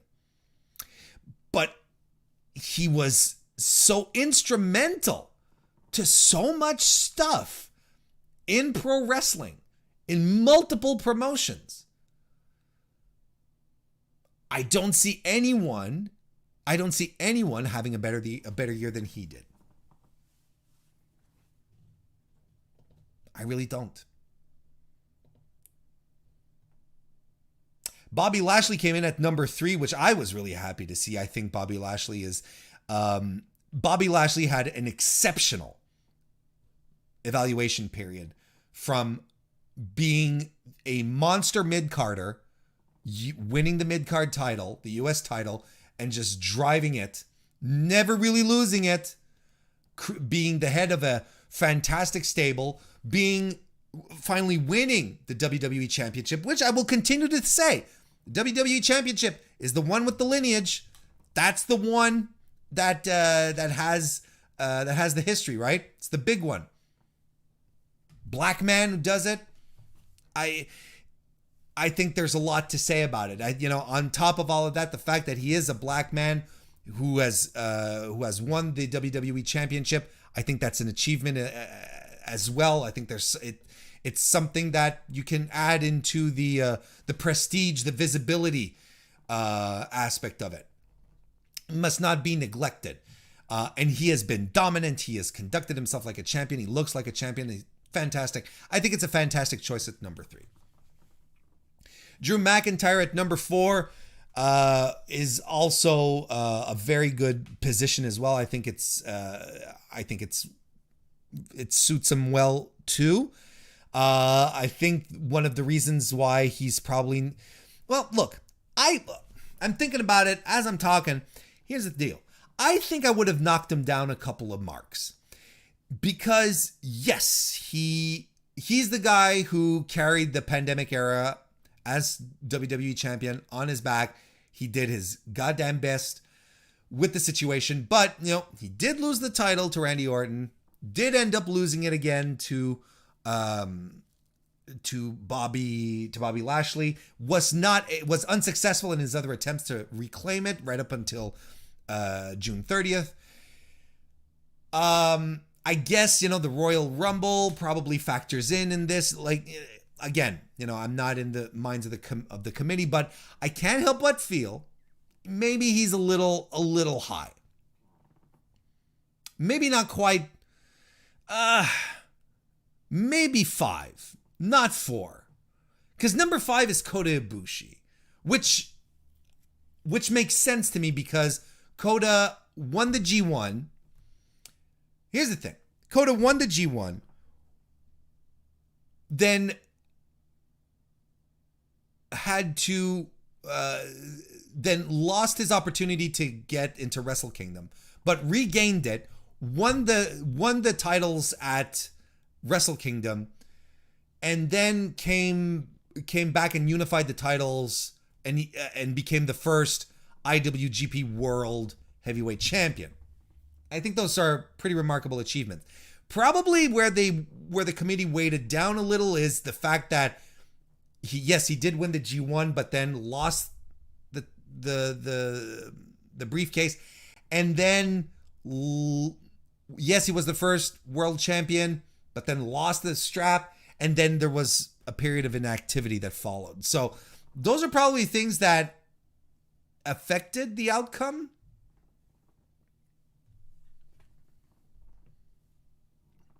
But I can't help but feel like he should be above Drew. I don't know. It's just me. Coming in at number 6 was Jon Moxley, which I think is fine. Jon Moxley is a guy who wrestles everywhere, wrestles anyone.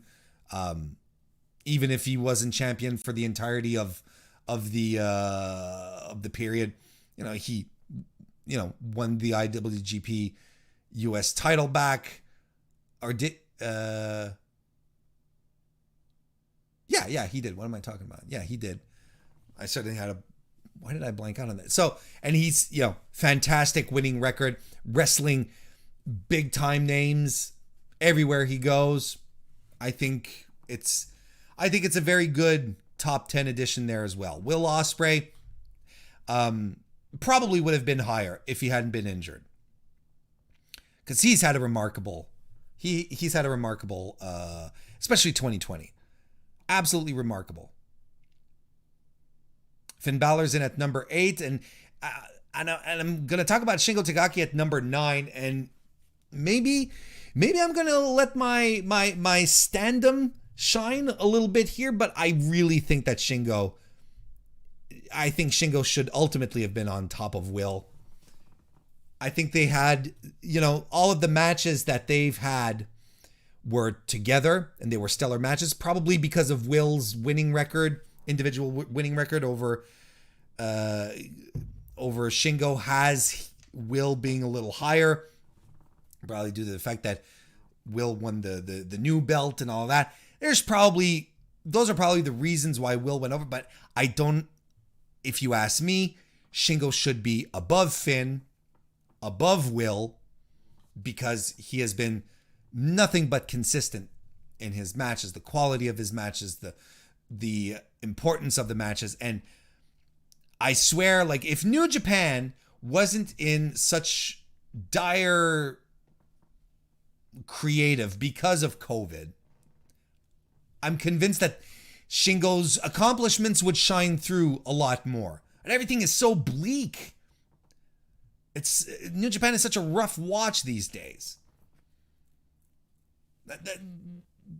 That's the only thing I can see. Rich Swann rounds out everything at number 10. And I think that's pretty cool. And I think that's a good call. Bumped up by 44 points. It was he charted at 53 last year.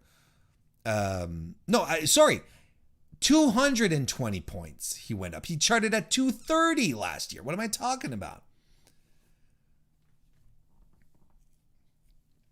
But yeah, he was a great fighting champion. He certainly has a great record as well.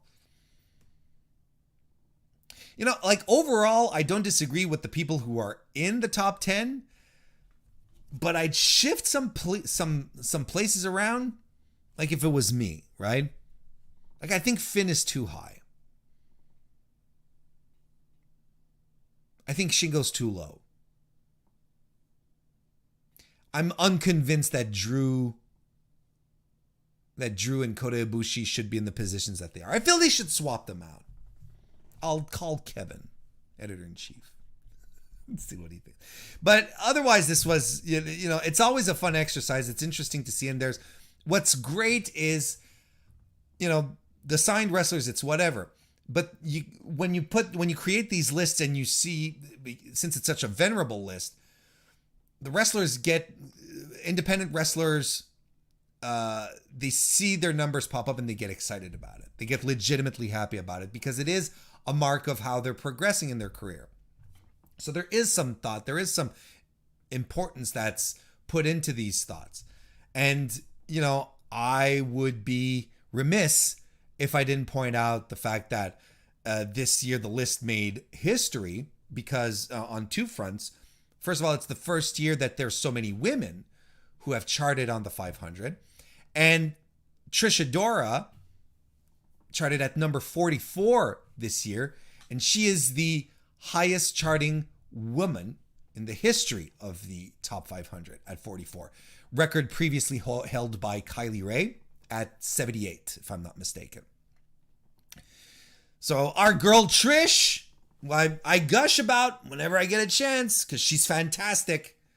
You have to tune in to her matches. She had such a good year, and I was ecstatic to see how high she is on the list. She's absolutely fantastic. Now we're at number 44. So there you go. But I mean, check out the list. Pick up the magazine. It's all, you know, the top 500 is always chock full of stuff. Pick up the magazine. It's available digitally right now if you want. Of course, you can find the lists on the internet too if you want. If you want to think about it, figure out what your own lists might look like. But I'm excited. Like a couple of weeks, we're going to be releasing the PWI Women's 150. Going from 100 to 150 this year, which is exciting. And I was a part of that. Very, very happy to have been a part of that. And I hope I'll definitely be around to talk about it more. That's for absolutely sure. So that's coming up. But in the meantime, hey, do enjoy the tippity top 500 here. Weekly wrestling inspection is how we're going to wrap this up here. Right? Right, Streamlabs? Did you just freeze up on me? It's doing it again. It's free.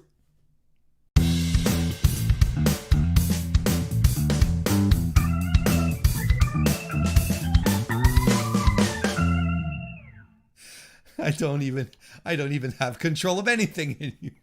It's just like, Well, we are going to wrap up this marathon edition of the Mr. Warren Hayes Show. Thank you all so much, everyone, for joining me this evening and hanging on throughout it all. There was a lot of stuff I felt like talking about tonight, and it's good. Good to talk about things that you like, right? Makes you feel good. I enjoyed it. And I hope you guys enjoyed it too. Thank you for sticking out. If you're still here and you want to give us a thumbs up here on the show, please do go right ahead. Give us a review if you're listening to this on your favorite podcast application as well.